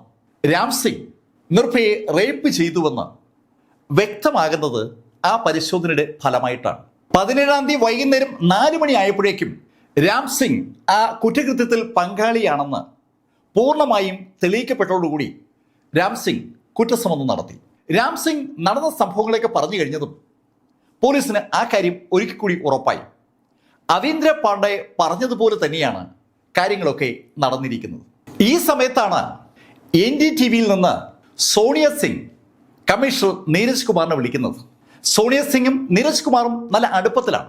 സോണിയ സിംഗ് നീരജ് കുമാറിനോട് ചോദിച്ചത് ഒരു സിമ്പിൾ ചോദ്യമാണ്. നിങ്ങൾ ഈ പെൺകുട്ടിയുടെ റേപ്പ് കേസുമായി ബന്ധിപ്പിച്ചുകൊണ്ട് കമ്മീഷണർ പദവിയിൽ നിന്ന് രാജിവെക്കുന്നില്ലേ എന്നുള്ള ചോദ്യമാണ് സോണിയ സിംഗ് നീരജ് കുമാറിനോട് ചോദിക്കുന്നത്. ക്രൈം നടന്നിട്ട് 24 മണിക്കൂർ തികയും മുമ്പ് ആരൊക്കെയാണ് പ്രതികളെന്ന് കണ്ടെത്തിയ പോലീസ് അതിലൊരാളെ അറസ്റ്റ് ചെയ്യുകയും ചെയ്തിരിക്കുകയാണ്. ഒരു നിമിഷം പോലും പാഴാക്കാതെയാണ് പോലീസ് യഥാർത്ഥത്തിൽ അന്വേഷണം നടത്തിയതും പ്രതിയിലേക്ക് എത്തിയതും. എന്നിട്ടും NDTVയിലെ സോണിയ സിംഗ് അങ്ങനെ ചോദിച്ചപ്പോൾ കമ്മീഷണർ നീരജ് കുമാറിന് അതൊരു വല്ലാത്ത ഷോക്കായി തോന്നി. നീരജ് കുമാർ സോണിയ സിംഗിനോട് പറഞ്ഞു, ക്രൈം നടന്ന് ഏതാനും മണിക്കൂറുകൾക്കകം തന്നെ ഇത്രയും കാര്യങ്ങൾ ചെയ്ത പോലീസ് വളരെ സുദീർഘമായ സേവനമാണ് നടത്തിയിരിക്കുന്നത്. അപ്പോൾ പിന്നെ പോലീസിനെ എന്തിനാ പഴിക്കുന്നെന്നുള്ള സോണിയ സിംഗിനോട് നീരജ് കുമാർ ചോദിച്ചപ്പോൾ NDTVയുടെ ആ സോണിയ സിംഗ് നീരജ് കുമാറിനോട് പറഞ്ഞു, നോക്ക്, ഒരു ക്രൈം നടന്നു കഴിയുമ്പോൾ പ്രതികളെ അറസ്റ്റ് ചെയ്യുന്നത് വലിയ കാര്യമൊന്നുമല്ല. പോലീസിന്റെ ജോലി ക്രൈം നടക്കാതെ നോക്കുക എന്നുള്ളതാണ്. ശരിക്കും ദൂരവ്യാപകമായ ഫലം തുടർന്നുള്ള ദിവസങ്ങളിൽ ഉളവാക്കിയ ഒരു സ്റ്റേറ്റ്മെന്റാണ് ആ നിമിഷത്തിൽ സോണിയ സിംഗ് നീരജ് കുമാർ എന്ന കമ്മീഷണറോട് പറയുന്നത്. നീരജ് കുമാറിനോട് NDTV പ്രതിനിധി അങ്ങനെ സംസാരിക്കുന്ന ആ നിമിഷത്തിൽ രാം സിംഗ് നൽകിയ മൊഴിയുടെ അടിസ്ഥാനത്തിൽ പോലീസിന്റെ ഒരു ടീം രാജസ്ഥാനിലേക്ക് തിരിച്ചിട്ടുണ്ട്. ദില്ലിയിൽ നിന്ന് 300 കിലോമീറ്റർ ദൂരെയുള്ള ഒരു സ്ഥലമാണ് രാജസ്ഥാനിലെ കരോലി. അവിടേക്കാണ് SI അരവിന്ദ് കുമാറിന്റെ സ്പെഷ്യൽ ടാസ്ക് ഫോഴ്സ് പോയിരിക്കുന്നത്. ആ സ്ഥലത്ത് രാം സിംഗിന്റെ സഹോദരൻ മുകേഷ് ഉണ്ടാകുമെന്നാണ് രാം സിംഗ് പോലീസിനോട് പറഞ്ഞത്. ദില്ലിയിൽ നിന്ന് 300 കിലോമീറ്റർ അകലെയുള്ള കരോലിയിൽ പോലീസ് എത്തുമ്പോഴേക്കും നേരം പരപര വെളുക്കാറായി. അവിടെ എത്തിയ SI അരവിന്ദ് കുമാർ ആ നിമിഷത്തിൽ തന്നെ കരോലി പോലീസ് സ്റ്റേഷനിൽ റിപ്പോർട്ട് ചെയ്തു. ഒരു സ്റ്റേറ്റിലെ പോലീസ് മറ്റൊരു സ്റ്റേറ്റിന് അതിർത്തിയിൽ കയറി എന്തെങ്കിലും ആക്ഷൻ എടുക്കുകയാണെങ്കിൽ ആ വിവരം അവിടെയുള്ള ലോക്കൽ പോലീസിനെ അറിയിച്ചിരിക്കണമെന്നുള്ളത് നിയമമാണ്. അതിന്റെ അടിസ്ഥാനത്തിലാണ് അരവിന്ദ് കുമാർ കരോലി സ്റ്റേഷനിൽ ചെന്ന് കാര്യങ്ങൾ അവതരിപ്പിച്ചത്.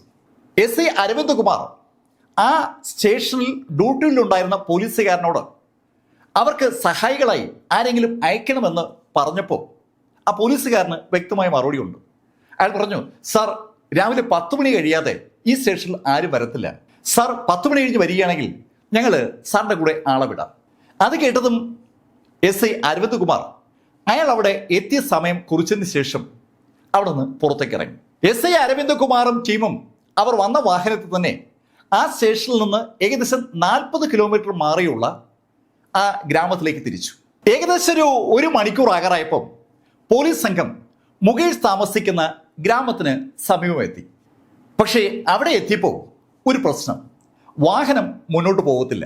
അവിടെ വാഹനം ഒതുക്കിയിട്ടിട്ട് പോലീസ് സംഘം ആയുധങ്ങളുമായി മുകേഷ് താമസിക്കുന്ന ഗ്രാമം ലക്ഷ്യമാക്കി നടന്നു തുടങ്ങി. വാഹനം കിടക്കുന്ന സ്ഥലത്തുനിന്ന് 2 കിലോമീറ്റർ ഉള്ളിലോട്ടാണ് മുകേഷ് താമസിക്കുന്ന സ്ഥലമുള്ളത്. പോലീസ് സംഘം നടന്ന് മുകേഷ് താമസിക്കുന്ന വീടിന് സമീപം എത്താറായപ്പോൾ അവിടെ ഒരു പ്രശ്നം. അവരെത്തിയിരിക്കുന്ന പ്ലേസിനും മുകേഷിന്റെ വീടിനുമിടയിൽ ഒരു വലിയ നദിയുണ്ട്. ആ നദിയിൽ പാലവുമില്ല, കടത്തുമില്ല. പോലീസ് ആകെ പ്രതിസന്ധിയിലായപ്പോൾ അവരുടെ കൂട്ടത്തിലെ നീന്തലറിയാവുന്നൊരു കക്ഷി വെള്ളത്തിലേക്ക് ഇറങ്ങി. അയാൾ വെള്ളത്തിലിറങ്ങി പരിശോധിച്ച ശേഷം SI അരവിന്ദ് കുമാറിനോട് പറഞ്ഞു, സാർ, ഈ നദിക്ക് വലിയ ആഴമില്ല, ഏതാണ്ട് കഴുത്തൊപ്പം വെള്ളമേ ഉള്ളൂ. അയാൾ അങ്ങനെ പറഞ്ഞതും പോലീസ് സംഘം ഒന്നടങ്കം വെള്ളത്തിലേക്ക് ഇറങ്ങി. അവരുടെ കയ്യിൽ AK-47 മറ്റ് റൈഫിളുകളൊക്കെ ഉണ്ട്. തോക്കുകൾ നനഞ്ഞാൽ പിന്നെ ഒരു പരിപാടി നടക്കത്തില്ല. അതുകൊണ്ട് തന്നെ ആ സംഘം തോക്കുകൾ ഉയർത്തിപ്പിടിച്ച് നദിക്ക് കുറുകെ നടന്ന് നദി ക്രോസ് ചെയ്തു. നദിയുടെ മറുകരയിലെത്തിയ പോലീസ് ശബ്ദമുണ്ടാക്കാതെ പതുക്കെ മുകേഷിന്റെ ആ വസതി വളഞ്ഞു. മുകേഷിനെ കൂടാതെ മുകേഷിന്റെ അച്ഛനും അമ്മയുമാണ് അവിടെ ഉണ്ടായിരുന്നത്. പോലീസ് അതിവേഗം ആ വസതി വളയുകയും അധികം ബുദ്ധിമുട്ടില്ലാതെ തന്നെ മുകേഷിനെ അവിടെ നിന്ന് പോക്കുകയും ചെയ്തു. മുകേഷിനെ പോക്കി പുറത്തിറങ്ങിയ പോലീസ് ആരാരും അറിയാതെ ആ നദി പിന്നെയും ക്രോസ് ചെയ്ത് നടന്ന് ജീപ്പിലെത്തി മുകേഷിനെ കൊണ്ട് ദില്ലിയിലേക്ക് തിരിച്ചു. കരോലി പോലീസ് സ്റ്റേഷനിലെ പോലീസുകാർ രാവിലെ 10 മണിയാകുമ്പോൾ SI അരവിന്ദനും ടീമിനും ആവശ്യമായ സപ്പോർട്ട് കൊടുക്കാനുള്ള തയ്യാറെടുപ്പ് നടത്തിക്കൊണ്ടിരിക്കുമ്പോഴേക്കും ദില്ലിയിൽ നിന്നെത്തിയ അരവിന്ദ് കുമാറും ടീമും മുകേഷുമായി രാജസ്ഥാൻ അതിർത്തി കടന്നിരുന്നു. SI അരവിന്ദ് കുമാറും സംഘവും മുകേഷുമായി രാജസ്ഥാനിൽ നിന്ന് ദില്ലിയിലേക്ക് യാത്ര ചെയ്യുന്ന ആ സമയത്ത് ദില്ലിയിൽ ആളുകളുടെ വസതികളിൽ പത്രങ്ങൾ എത്തിത്തുടങ്ങിയിരുന്നു. തലേദിവസം വൈകുന്നേരം, അതായത് ഡിസംബർ 17 വൈകുന്നേരം ചെറിയ വാർത്തയായി ചില ചാനലുകളിൽ ദില്ലിയിൽ നടന്ന ഈ റേപ്പ് കേസ് റിപ്പോർട്ട് ചെയ്യപ്പെട്ടിട്ടുണ്ടായിരുന്നു. പക്ഷെ അതിന് വലിയ വാർത്താ പ്രാമുഖ്യമൊന്നും അവരാരും കൊടുത്തിരുന്നില്ല. പക്ഷെ പിറ്റേന്ന് രാവിലെ, അതായത് ഡിസംബർ 18 സകല പത്രങ്ങളും ഈ വാർത്ത ബ്രേക്ക് ചെയ്തതും സംഭവം ആകെ മാറി മറിയുകയാണ്. SI അരവിന്ദ് കുമാറും സംഘവും രാജസ്ഥാൻ ബോർഡർ കടക്കുമ്പോഴേക്കും അനവധി പത്രലേഖകർ, TV ചാനലുകൾ എല്ലാം വസന്ത് വിഹാറിലെ ആ പോലീസ് സ്റ്റേഷന് സമീപം എത്തിക്കഴിഞ്ഞു. മാധ്യമങ്ങൾ മാത്രമല്ല അവിടെ അന്ന് ഉണ്ടായിരുന്നത്. ദില്ലിയിലെ ജവഹർലാൽ നെഹ്റു യൂണിവേഴ്സിറ്റി എന്നുള്ള കുട്ടികൾ അവിടെ എത്തിയിട്ടുണ്ട്. അവർക്കൊപ്പം അനവധി NGOകളെ പ്രതിനിധീകരിച്ചുകൊണ്ടും ആളുകൾ എത്തിയിരിക്കുകയാണ്. ആരൊക്കെയോ ചേർന്ന് ആരെയൊക്കെയോ ഇളക്കി വിട്ടതിന്റെ ഒരു ലക്ഷണം രാവിലെ ആ സ്റ്റേഷന് മുന്നിൽ കാണാം. രാവിലെ കുറച്ച് ആളുകൾ മാത്രമാണ് ഉണ്ടായിരുന്നത്. പെട്ടെന്ന് ആൾക്കൂട്ടങ്ങ് കൂടുകയാണ്. വിദ്യാർത്ഥികളുടെയും സന്നദ്ധ പ്രവർത്തകരുടെയും എണ്ണം കൂടിയോടുകൂടി സകല ചാനലുകളുടെയും ഓബിവാനുകളും വസന്ത് വിഹാറിന് ചുറ്റുമായി തമ്പടിച്ചു. ആ സ്റ്റേഷനിനുള്ളിലേക്ക് ഒരു പോലീസുകാരെയും കടത്തിവിടാത്ത ശൈലിയിൽ ആ ജനക്കൂട്ടം ആ സ്റ്റേഷൻ ഏതാണ്ട് വളഞ്ഞു നിൽക്കുകയാണ്. സ്റ്റേഷനും വളഞ്ഞു നിൽക്കുന്ന ആളുകൾ ഉറക്കെ മുദ്രാവാക്യം വിളിക്കുന്നുണ്ട്. മുദ്രാവാക്യം പോലീസിനെതിരായിട്ടാണ്. ശരിക്കും പോലീസ് സ്റ്റേഷന്റെ പ്രവർത്തനം അവതാളത്തിലാകുന്ന ശൈലിയിലുള്ള ഒരു മുദ്രാവാക്യം വിളിയാണ് നടക്കുന്നത്. ശബ്ദം വൻതോതിൽ കൂടിയപ്പോൾ ACP ചാഹ്യ ശർമ്മ പുറത്തേക്ക് വന്നു. അവരാണ് ആദ്യമായി മാധ്യമങ്ങളോട് ഈ വിഷയത്തെക്കുറിച്ച് സംസാരിക്കുന്ന വ്യക്തി. എന്താണ് ക്രൈമെന്നും ആ ക്രൈമിൽ ഏർപ്പെട്ട ആളുകളെ പോലീസ് പിടികൂടുന്നതിനുള്ള നടപടികൾ തുടങ്ങിയെന്നും 2 പേരെ പിടികൂടിയെന്നൊക്കെ ACP ചാഹ്യ ശർമ്മ മാധ്യമങ്ങളോട് പറഞ്ഞു. വസന്ത് വിഹാർ സ്റ്റേഷൻ ഈ അന്വേഷണത്തിന്റെ മിഷൻ സെന്ററായി ACP ചഹയ്യ ശർമ്മ മാറ്റിയിരിക്കുകയാണ്. അന്വേഷണം തുടങ്ങിയതിനു ശേഷം ചഹയ്യ ശർമ്മ ആ ബിൽഡിംഗിൽ നിന്ന് പുറത്തു പോയിട്ടുമില്ല. അവർ അന്വേഷണത്തിന് പൂർണ്ണമായി നേതൃത്വം കൊടുക്കുകയാണ്. അവർ ചെയ്ത കാര്യങ്ങളൊക്കെ മാധ്യമങ്ങളോട് പറഞ്ഞപ്പോൾ മാധ്യമങ്ങളും കൂടുതൽ ആളുകളും അല്പനേരത്തേക്ക് ശാന്തമായി. മാധ്യമങ്ങളും NGOസും വിദ്യാർത്ഥികളും എന്നിട്ട് പിരിഞ്ഞു പോകാതെ വസന്ത് വിഹാർ സ്റ്റേഷന് ചുറ്റുമായി തമ്പടിച്ച് നിൽക്കുകയാണ്. ഏകദേശം ഒരു 3 മണിയാകാറായപ്പോഴാണ് SI അരവിന്ദ് കുമാർ മുകേഷുമായി വസന്ത് വിഹാർ സ്റ്റേഷനിലെത്തുന്നത്. മുകേഷും കൂടി സ്റ്റേഷനിലേക്ക് വന്നതോടുകൂടി രാം സിംഗ് നടന്ന സംഭവങ്ങളിൽ ബാക്കിയുള്ള ആളുകളുടെ പേരുകൾ പോലീസിനോട് പറഞ്ഞു. നടന്ന സംഭവം എങ്ങനെയാണെന്ന് കൂടി രാം സിംഗ് വ്യക്തമാക്കുന്നത് അങ്ങനെയാണ്. വൈകുന്നേരത്തെ അവരുടെ ട്രിപ്പൊക്കെ കഴിഞ്ഞപ്പോൾ അവരുടെ വാഹനത്തിൽ ഒത്തുകൂടിയ ആ ചെറുപ്പക്കാർ ഒരു എന്റർടൈൻമെന്റ് എന്ന നിലയിൽ വാഹനവുമായി പുറത്തിറങ്ങിയതാണ്. പോകുന്ന പോക്കിൽ ഒരാൾക്ക് ലിഫ്റ്റ് കൊടുത്തു. അയാളെ നിന്ന് 1500 രൂപയും പിടിച്ചു വാങ്ങിച്ച് അടിയും കൊടുത്ത് അയാൾ ഇറക്കി വിട്ടതിന് ശേഷം മുന്നോട്ട് പോകുമ്പോഴാണ് അവർ നിർഭയയും പാണ്ഡെയും കാണുന്നത്. തുടർന്ന് നടന്ന സംഭവങ്ങൾ രാംസിംഗ് പറഞ്ഞപ്പോൾ അക്കാര്യങ്ങൾ മുകേഷും സമ്മതിച്ചു. ഇതിനിടയിൽ തന്നെ രാംദേവിന്റെ സഹായത്താൽ പവൻ എന്ന് വിളിക്കപ്പെടുന്ന ആളെ രാംദേവിന്റെ വീടിന് സമീപത്ത് നിന്ന് പോലീസ് 1 മണി കഴിഞ്ഞ് 15 മിനിറ്റ് ആയപ്പോൾ പൊക്കിയിരുന്നു. ഇപ്പോൾ 3 ആളുകൾ പോലീസിന്റെ കസ്റ്റഡിയിലായി. 4-മനായ വിനയിനെ വൈകുന്നേരം 6 മണിയോടുകൂടി അവന്റെ ജിമ്മിന് സമീപത്ത് നിന്ന് പോലീസ് പൊക്കി.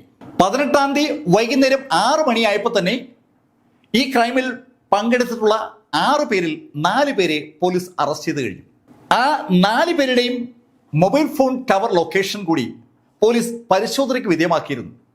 4 പേരും ക്രൈം നടക്കുന്ന സമയത്ത് ഒന്നിച്ചുണ്ടായിരുന്നുവെന്നും ഈ ക്രൈം നടന്ന ലൊക്കേഷന് അകത്ത് തന്നെ അവരുണ്ടായിരുന്നുവെന്ന് തെളിയിക്കുന്ന റെക്കോർഡുകളും പോലീസ് ശേഖരിച്ചു. ആ റെക്കോർഡുകളും ശേഖരിച്ചതിന് ശേഷമാണ് വൈകുന്നേരം കമ്മീഷണർ നീരജ് കുമാർ പത്രസമ്മേളനം വിളിക്കുന്നത്. കമ്മീഷണർ നീരജ് കുമാർ ക്രൈമിനെ കുറിച്ചും ക്രൈമിൽ ഇൻവോൾവ് ആയ 4 ആളുകളെ അറസ്റ്റ് ചെയ്ത കാര്യമൊക്കെ പത്രക്കാരോട് പറഞ്ഞതും പത്രക്കാർ ഒന്നടങ്കം ചാടി എണീറ്റ് ശരിക്കും ആക്രോശിക്കാൻ തുടങ്ങി. പോലീസിന്റെ നിരുത്തരവാദപരമായ പെരുമാറ്റം കൊണ്ടാണ് ഈ ക്രൈം നടന്നതെന്നാണ് പത്രക്കാരുടെ ഭാഷ്യം.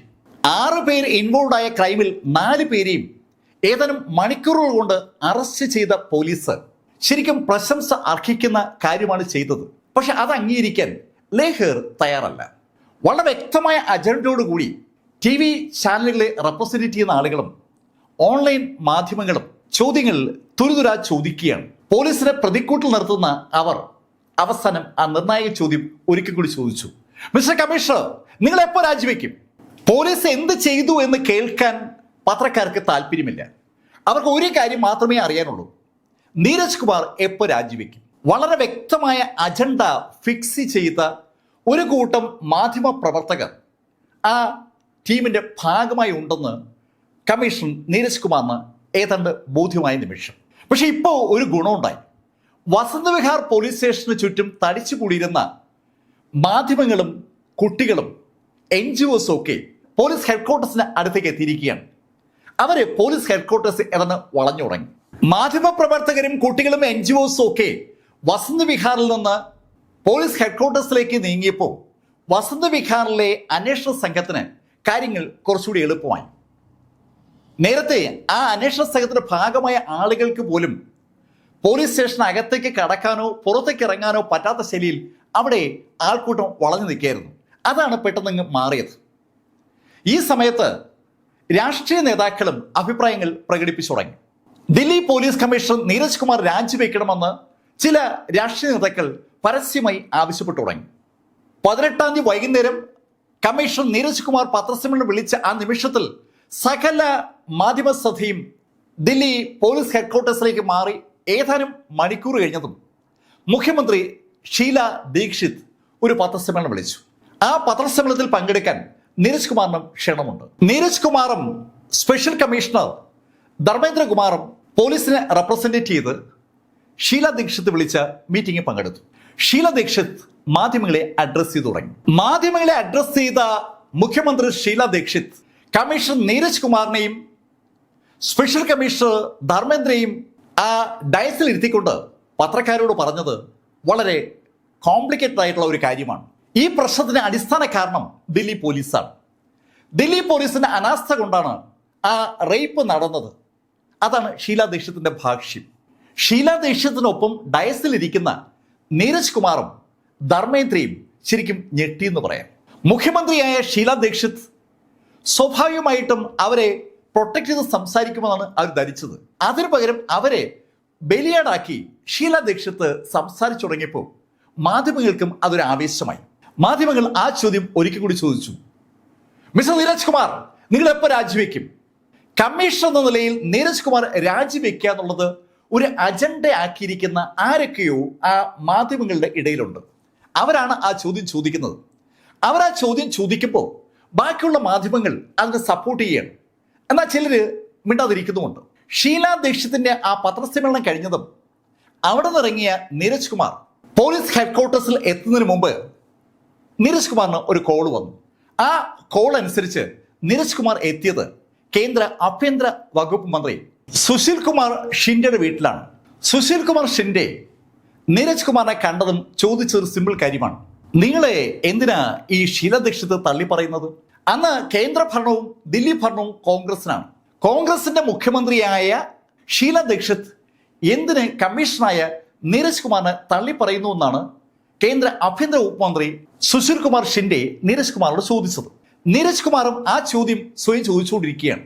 കൃത്യം നടന്ന് ഏതാനും മണിക്കൂറുകൾ കഴിഞ്ഞപ്പോഴേ ഈ കേസുമായി ബന്ധപ്പെട്ട ഒത്തിരിയേറെ ആളുകളെ പോലീസ് അറസ്റ്റ് ചെയ്ത് കഴിഞ്ഞു. ആ കേസ് ഏതാണ്ട് പ്രൂവ് ചെയ്യപ്പെട്ടിരിക്കുകയാണ്. പോലീസിന്റെ അതിവേഗതയിലുള്ള നടപടികൾ വഴിയാണ് ഇതൊക്കെ നടന്നത്. സ്വാഭാവികമായും ആ കാര്യത്തിൽ പോലീസിനെ അനുമോദിക്കുകയാണ് സാധാരണ രീതിയിൽ ഭരണകൂടം ചെയ്യുക. പക്ഷെ ഇവിടെ ഭരണകൂടത്തിന് തലപ്പത്തിരിക്കുന്ന ആള് പോലീസിനെ ബലിയാടാക്കാൻ ബോധപൂർവം ശ്രമിക്കുന്നു. എന്തോ ഒരു സ്പെല്ലിംഗ് മിസ്റ്റേക്ക് നീരജ് കുമാറിന് തോന്നി. സുശീൽ കുമാർ ഷിൻഡെയുടെ വീട്ടിൽ നിന്നിറങ്ങിയ നീരജ് കുമാർ വീട്ടിലേക്ക് മടങ്ങുമ്പോൾ മുഖ്യമന്ത്രി ഷീല ദീക്ഷിത്തിന്റെ പ്രൈവറ്റ് സെക്രട്ടറി വിളിച്ചു. AM ത്രിപാഠിയാണ് അന്ന് പ്രൈവറ്റ് സെക്രട്ടറി. ത്രിപാഠിയോട് ആവശ്യപ്പെട്ട അനുസരിച്ച് ത്രിപാഠി ഷീല ദീക്ഷിത്തിനെ കണക്ട് ചെയ്തു. ഷീല ദീക്ഷിത്തിനോട് നീരജ് കുമാർ ആ ചോദ്യം ചോദിച്ചു, മാഡം എന്തിനാ എന്നെ ടാർഗറ്റ് ചെയ്യുന്നത്? മിസ്റ്റർ നീരജ് കുമാർ, നിങ്ങൾ ഈ കേസുമായി ബന്ധപ്പെട്ട് ഇതുവരെ ആരെയും സസ്പെൻഡ് ചെയ്തില്ലല്ലോ. മാഡം, ഈ കേസ് അറിഞ്ഞ നിമിഷം മുതൽ പോലീസ് സംഘം ഈ കേസിന്റെ പുറകിലാണ്. അവരാരും ഇതൊരു വീടുകളിൽ പോലും പോയിട്ടില്ല. അവർ സുദീർഘമായ സേവനമല്ലേ നടത്തുന്നത്. അവരുടെ പ്രവർത്തനത്തിന്റെ ഫലമായി ക്രൈം ചെയ്ത 6 പേരിൽ 4 പേർ പിടിയിലുമായി. പിന്നെ ഞാനെന്തിന് അവരുടെ മേൽ നടപടിയെടുക്കണം? അങ്ങനെ നീരജ് കുമാർ ചോദിച്ചപ്പോൾ ഷീല ദീക്ഷിത് ദേഷ്യത്തോടെ ഫോൺ വെച്ചു. ഈ സംഭവം നടക്കുന്ന സമയത്ത് ദില്ലി ലഫ്റ്റനന്റ് ഗവർണർ തേജേന്ദ്ര ഖന്ന US-ലായിരുന്നു. ഒരു ഒഫീഷ്യൽ ആവശ്യവുമായി ബന്ധപ്പെട്ടാണ് അദ്ദേഹം US-ൽ പോയിരുന്നത്. സംഭവം അറിഞ്ഞതും അദ്ദേഹം US നിന്ന് ദില്ലിയിലേക്ക് തിരിച്ചു. 18-ാം തീയതി രാത്രി തന്നെ തേജേന്ദ്ര ഖന്ന ദില്ലിയിലെത്തി. ദില്ലിയിൽ എത്തിച്ചേർന്ന തേജേന്ദ്ര ഖന്ന 19-ാം തീയതി രാവിലെ തന്നെ ഈ കേസുമായി ബന്ധപ്പെട്ട അന്വേഷണ ഉദ്യോഗസ്ഥരെയൊക്കെ അദ്ദേഹത്തിന്റെ വസതിയിലേക്ക് വിളിച്ചു വരുത്തി. എന്താണ് സംഭവമെന്നും എന്തൊക്കെ നടപടികൾ അതിനിടെ എടുത്തുവെന്നും തേജേന്ദ്ര ഖന്ന പോലീസ് ഉദ്യോഗസ്ഥരോട് ചോദിച്ചു. കാര്യങ്ങളെല്ലാം ചോദിച്ചറിഞ്ഞതിന് ശേഷം തേജേന്ദ്ര ഖന്ന ഒരു പത്രസമ്മേളനം വിളിച്ചു. ലഫ്റ്റനന്റ് ഗവർണർ തേജേന്ദ്ര ഖന്ന അദ്ദേഹത്തിന്റെ US പര്യടനം പകുതി വെച്ച് നിർത്തി മടങ്ങിയെത്തി ഇതാ ഒരു പത്രസമ്മേളനം വിളിക്കുന്നു എന്നുള്ള വിവരം അറിഞ്ഞ പത്രക്കാർ ഒന്നടങ്കം രാജ്നിവാസിലേക്ക് പാഞ്ഞെത്തി. രാജ്നിവാസിൽ പത്രക്കാർ തേജേന്ദ്ര ഖന്നയോടും ആ ചോദ്യം ചോദിച്ചു. കമ്മീഷണർ നീരജ് കുമാറിനെ പിരിച്ചുവിടുന്നില്ലേ എന്നതാണ് ചോദ്യം. ആ ചോദ്യത്തിന് തേജേന്ദ്ര ഖന്ന പറഞ്ഞ മറുപടി ചരിത്രത്തിന്റെ ഭാഗമാണ്. അദ്ദേഹം പത്രക്കാരോട് പറഞ്ഞു, മിസ്റ്റർ നീരജ് കുമാർ ഇവിടെ കോമൺവെൽത്ത് ഗെയിംസ് നടക്കുമ്പോൾ അതിന്റെ സുരക്ഷാ ചുമതല വഹിച്ച ഉദ്യോഗസ്ഥനാണ്. സുരക്ഷാ ചുമതല വളരെ ഭംഗിയായി അദ്ദേഹം ചെയ്തതുകൊണ്ട് അദ്ദേഹത്തെ ലണ്ടൻ ഒളിമ്പിക്സിന്റെ സുരക്ഷാ ചുമതലയ്ക്ക് മേൽനോട്ടം വഹിക്കാനായി ലണ്ടനിൽ നിന്ന് ക്ഷണിച്ചിരിക്കുകയാണ്. ആ ഉദ്യോഗസ്ഥനെതിരെയാണോ നിങ്ങൾ ഈ കാര്യം പറയുന്നത്? നീരജ് കുമാർ എന്ന ഉദ്യോഗസ്ഥനെ ബലിയാടാക്കാനായി ചില ആളുകൾ ഇതിനിടയിൽ ഒരു കളി തുടങ്ങിയിരുന്നു. ആ കളിയുടെ ഭാഗമായിട്ടാണ് അവിടെ ആ ചോദ്യങ്ങളൊക്കെ ഉണ്ടായത്. ഒരു കേസ് ഉണ്ടാകുമ്പോൾ ആരെങ്കിലും പഴിചാരാൻ പലരും ശ്രമിക്കും. ഇവിടെയാണ് നമ്മൾ ഒരു കാര്യം തിരിച്ചറിയേണ്ടത്. ദില്ലിയിലെ പോലീസ് ഭരണം പൂർണ്ണമായും ലഫ്റ്റനന്റ് ഗവർണറുടെ അധികാരത്തിലാണ്. പോലീസ് ഭരണം മാത്രമല്ല, ദില്ലി ഡെവലപ്മെന്റ് അതോറിറ്റിയും ലഫ്റ്റനന്റ് ഗവർണറുടെ കീഴിലാണ്. ജനങ്ങളാൽ തിരഞ്ഞെടുക്കപ്പെട്ട ദില്ലി സർക്കാരിന് ഇത് രണ്ടിലും ഇടപെടാൻ പറ്റില്ല. ഇതിന്റെ പേരിൽ എപ്പോഴും വിഷയങ്ങളുണ്ട്. ദില്ലി പോലീസ് എപ്പോഴും കേന്ദ്ര സർക്കാരിന്റെ കീഴിലാണെന്നാണ് ആ പറയുന്നതിന്റെ അർത്ഥം. അതിന്റെ ഒരു ചുരുക്കാണ് യഥാർത്ഥത്തിൽ ഷീല ദീക്ഷിത് ഈ വിഷയവുമായി ബന്ധിപ്പിച്ച് നീരജ് കുമാറിനോട് കാണിച്ചത്. ഷീല ദീക്ഷിത് ആ ശൈലിയിൽ ഇടപെടാൻ ഒരു പ്രത്യേക കാരണമുണ്ട്. ഈ സമയത്ത് പുതുതായി ഒരു രാഷ്ട്രീയ കക്ഷി രൂപം കൊണ്ടിരുന്നു. മുൻ റവന്യൂ ഉദ്യോഗസ്ഥനായ കേജ്രിവാളാണ് ആ ടീമിന് നേതൃത്വം കൊടുക്കുന്നത്. ആം ആദ്മി പാർട്ടി എന്ന പേരിൽ രൂപീകരിക്കപ്പെട്ട ആ കക്ഷിക്ക് ഒരു വേരോട്ടവും കിട്ടാതിരിക്കുന്ന സമയത്താണ് ഈ വിഷയം ഉണ്ടാകുന്നത്. ഈ വിഷയം ഉണ്ടായതും ആം ആദ്മി പാർട്ടിയുടെ പ്രവർത്തകർ ഒന്നടങ്കം തെരുവിലിറങ്ങിയിരിക്കുകയാണ്. ദില്ലിയിൽ നിർഭയമായി ബന്ധപ്പെട്ടുകൊണ്ട് ഒരു വൻ ബഹളം തന്നെ നടക്കുകയാണ്. ആം ആദ്മി പാർട്ടിയുടെ പ്രവർത്തകരും നേതാവ് അരവിന്ദ് കെജ്രിവാളും അതുപോലെ മറ്റ് രാഷ്ട്രീയ കക്ഷികളുടെ നേതാക്കളും ഒക്കെ ഈ സംഭവം ശരിക്കും അങ്ങ് മുതലാക്കി തുടങ്ങി. ഇന്ത്യ ഗേറ്റിൽ നിർഭയയ്ക്ക് വേണ്ടി സന്ധ്യയ്ക്ക് മെഴുകുതിരി കൊളുത്തു നടത്തുന്നതാണ് കഥ ആരംഭിക്കുന്നത്. സോഷ്യൽ മാധ്യമങ്ങളൊക്കെ വളരെ ഭംഗിയായി ഉപയോഗിക്കപ്പെട്ട അടിസ്ഥാനത്തിൽ ഇന്ത്യ ഗേറ്റും പരിസരവും ആയിരക്കണക്കിന് ആളുകളെ കൊണ്ട് നിറഞ്ഞു. സകല ആളുകളുടെ കയ്യിലും കൊളുത്തപ്പെട്ട മെഴുകുതിരികളുണ്ട്. ആ മെഴുകുതിരി കൊളുത്തി നിൽക്കുന്ന ആളുകൾ ഉറക്കെ പറയുന്നത് ഒരേ ഒരു കാര്യമാണ്: നിർഭയ എൻ്റെ സഹോദരിയാണ്, നിർഭയ എൻ്റെ മകളാണ്, നിർഭയ ഞങ്ങളുടെ കൂട്ടത്തിൽ ഒരാളാണ്, ഇന്ന് നിർഭയാണെങ്കിൽ നാളെ ഞാനുമാകാം. ആ ഒരു ഫീലാണ് സകലരും പങ്കുവയ്ക്കുന്നത്.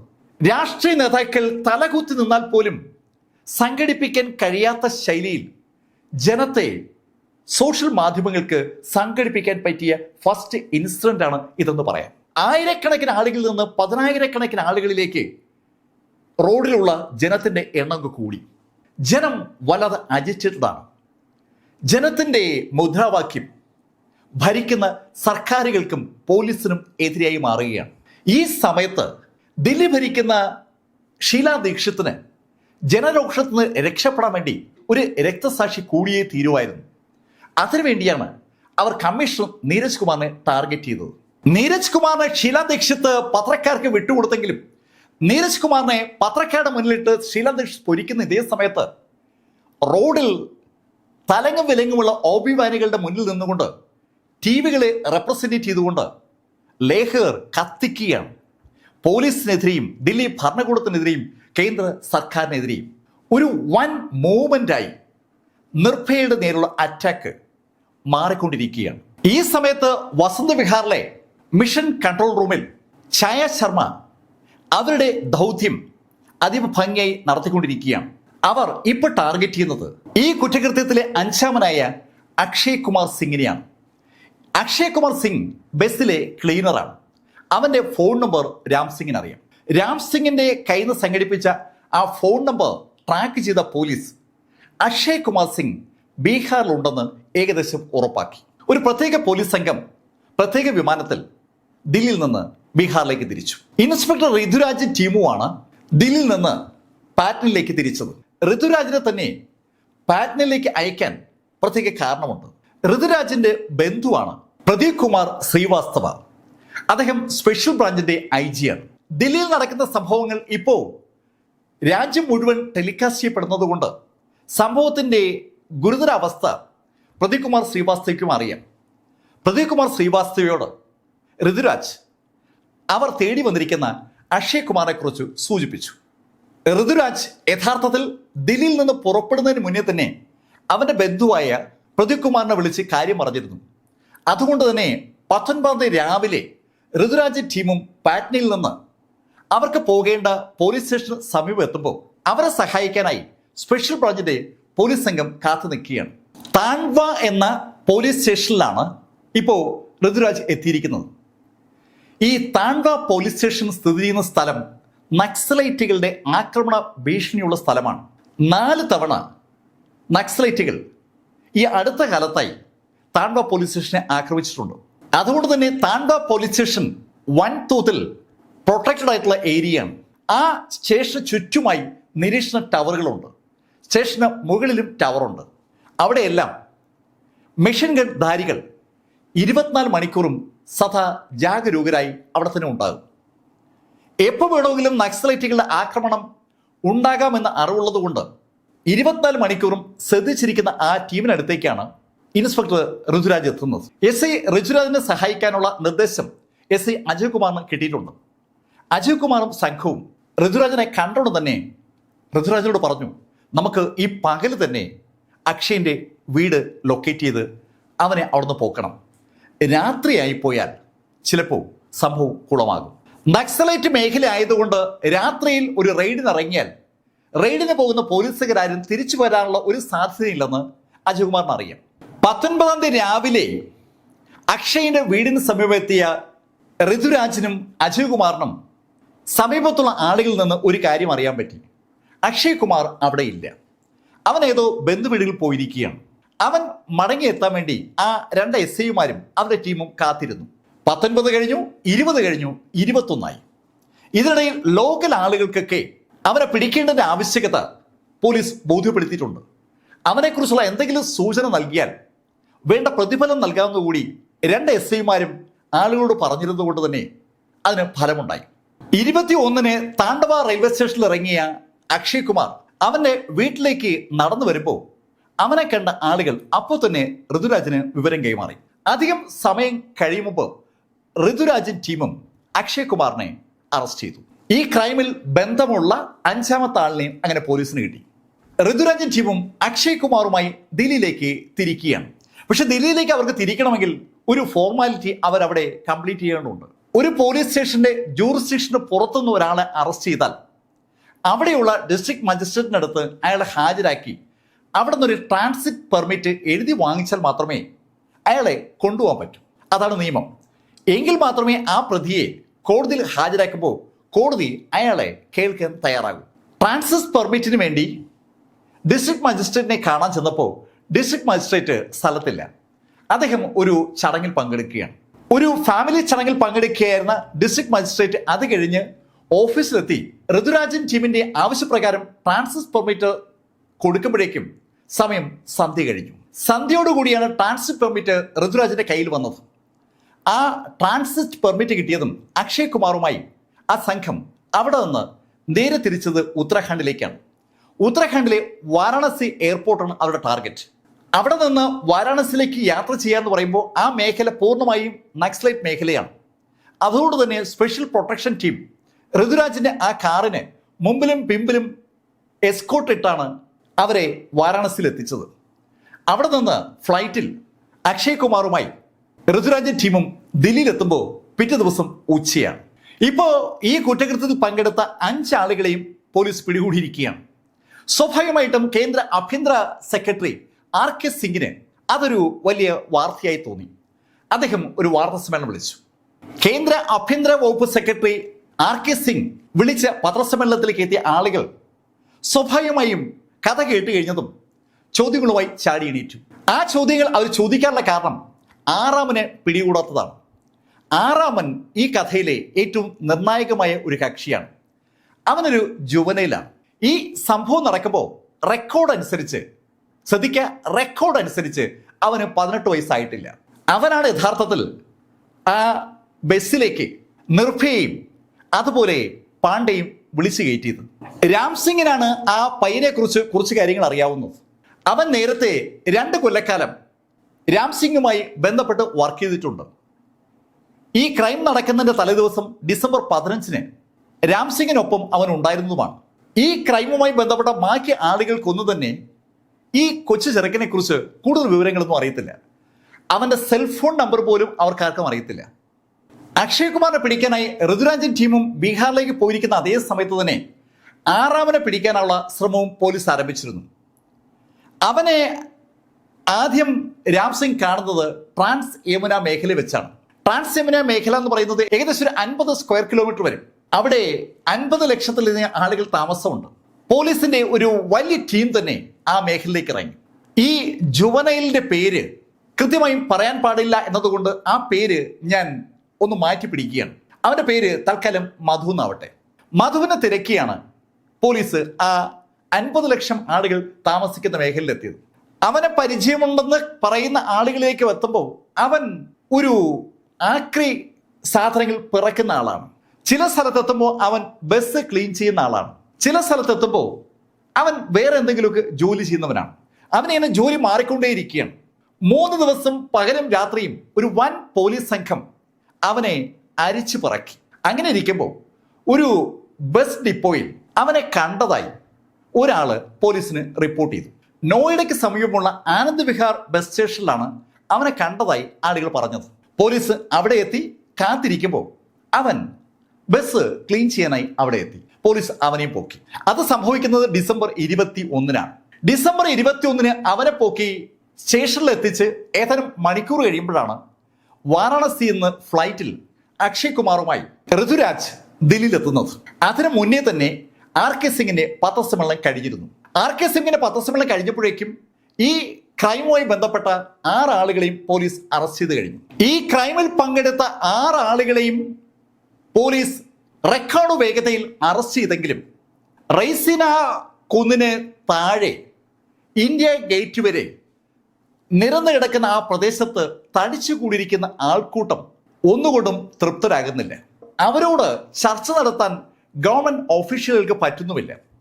ഗവൺമെന്റിനെ പ്രതിനിധീകരിച്ചെത്തുന്ന മന്ത്രിമാരോട് സംസാരിക്കാൻ ആ ആൾക്കൂട്ടം തയ്യാറാകുന്നുമില്ല. ആൾക്കൂട്ടം വല്ലാതെ അജിറ്റേറ്റഡ് ആണ്. ഇനി ഒരു നിർഭയയും ഈ ഭൂമിയിൽ ഉണ്ടാകാൻ പാടില്ല എന്ന ശൈലിയിലാണ് ആ അജിറ്റേഷനിൽ പങ്കെടുക്കുന്ന ആളുകളുടെ മുദ്രാവാക്യം. എല്ലാ ദിവസവും വൈകുന്നേരം മെഴുകുതിരികൾ കൊളുത്തിയുള്ള ആ പ്രകടനം വളരെ ഉഷാറായി നടക്കുകയാണ്. സകല സ്ഥലത്തും അജിറ്റേഷനോടുകൂടി അജിറ്റേഷനാണ്. പോലീസുമായിട്ടുള്ള തല്ലും കല്ലേറും ഒക്കെ സ്ഥിര സംഭവമായി മാറി.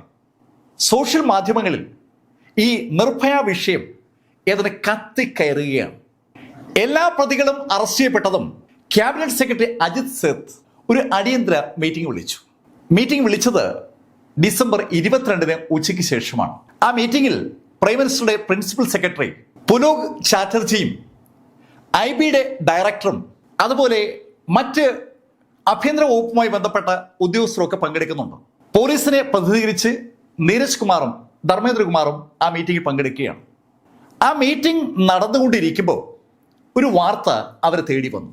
റൈസിന കുന്നിന്റെ താഴെ ഇന്ത്യ ഗേറ്റ് വരെയുള്ള ആ ഭാഗം, രാജ്ഘട്ടിന്റെ സമീപം, അവിടെയെല്ലാം പോലീസിനെ സമരത്തിൽ പങ്കെടുക്കുന്ന ആളുകൾ ആക്രമിക്കുന്നു എന്നുള്ള വാർത്തയാണ് അവരെ തേടിയെത്തിയത്. സാധാരണഗതിയിൽ ഒരു ക്രൈം ഉണ്ടായാൽ ആ ക്രൈമുമായി ബന്ധപ്പെട്ട ആളുകളൊക്കെ അറസ്റ്റിലാകുന്നതോടുകൂടി ആർക്കെങ്കിലും എതിർപ്പുണ്ടെങ്കിൽ ആ എതിർപ്പൊക്കെ അവസാനിക്കുന്നതാണ്. പക്ഷെ ഇവിടെ എതിർപ്പ് അവസാനിച്ചതേയില്ല. വീണ്ടും വീണ്ടും ആളുകൾ ആ സമരത്തിൽ അങ്ങനെ പങ്കെടുക്കുകയാണ്. ഒരു കാരണവശാലും അവർ പിരിഞ്ഞു പോകില്ല എന്ന ശൈലിയിലാണ് ആളുകളുടെ പെരുമാറ്റം. പ്രിൻസിപ്പൽ സെക്രട്ടറി ചാറ്റർജിയും ക്യാബിനറ്റ് സെക്രട്ടറി അജിത്ത് ഉൾപ്പെടെ സകലരും അതാണ് ചർച്ച ചെയ്യുന്നത്. അങ്ങനെ ചർച്ച ചെയ്യാനുള്ള കാരണം ഒരു പ്രത്യേക സംഭവമാണ്. റഷ്യൻ പ്രസിഡന്റ് വ്ളാഡിമിർ പുടിൻ ദില്ലിയിൽ എത്തുകയാണ്. ഇന്ത്യ ഗേറ്റിൽ നിന്ന് 75 മീറ്റർ മാറിയാണ് ഹൈദരാബാദ് ഹൗസ്. അവിടെയാണ് വ്ളാഡിമിർ പുടിനെ ഇന്ത്യൻ പ്രധാനമന്ത്രി സന്ദർശിക്കാൻ പോകുന്നത്. ശരിക്കും സംഘർഷം നിലനിൽക്കുന്ന പ്ലേസിൽ വെച്ച് അത്തരം ഒരു മീറ്റിംഗ് നടത്തുക എന്ന് പറഞ്ഞാൽ അത് എളുപ്പമുള്ള കാര്യമല്ല. റഷ്യൻ പ്രസിഡന്റ് സ്ഥലത്തെത്തി നിൽക്കുമ്പോൾ ജനം മുഴുവൻ ആ തെരുവിൽ അങ്ങനെ തങ്ങി നിൽക്കുന്നതും നല്ല പരിപാടിയല്ല. എന്താണ് ഇനി മാർഗം എന്നതിനെക്കുറിച്ച് ആലോചിക്കാനാണ് യഥാർത്ഥത്തിൽ ക്യാബിനറ്റ് സെക്രട്ടറി ആ മീറ്റിംഗ് വിളിച്ചത്. അപ്പോൾ നീരജ് കുമാർ പറഞ്ഞു, എനിക്ക് ഒരു ആശയമുണ്ട്.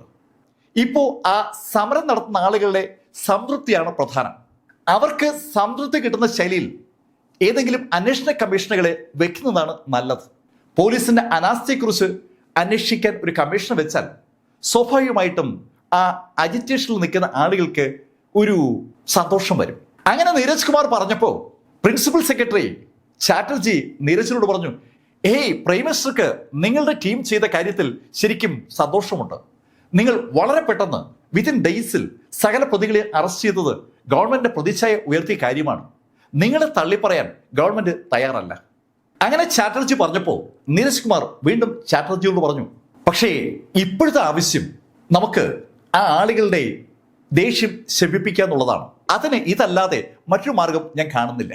അങ്ങനെ നീരജ് കുമാർ പറഞ്ഞപ്പോൾ ചാറ്റർജിയും ക്യാബിനറ്റ് സെക്രട്ടറി അജിത് സേത്തും ആ വിവരം പ്രൈം മിനിസ്റ്ററെ ധരിപ്പിക്കാമെന്ന് സമ്മതിച്ചു. കൃത്യം 1 മണിക്കൂർ കഴിഞ്ഞപ്പോൾ ഗവൺമെന്റിന്റെ ഒരു അറിയിപ്പുണ്ടായി.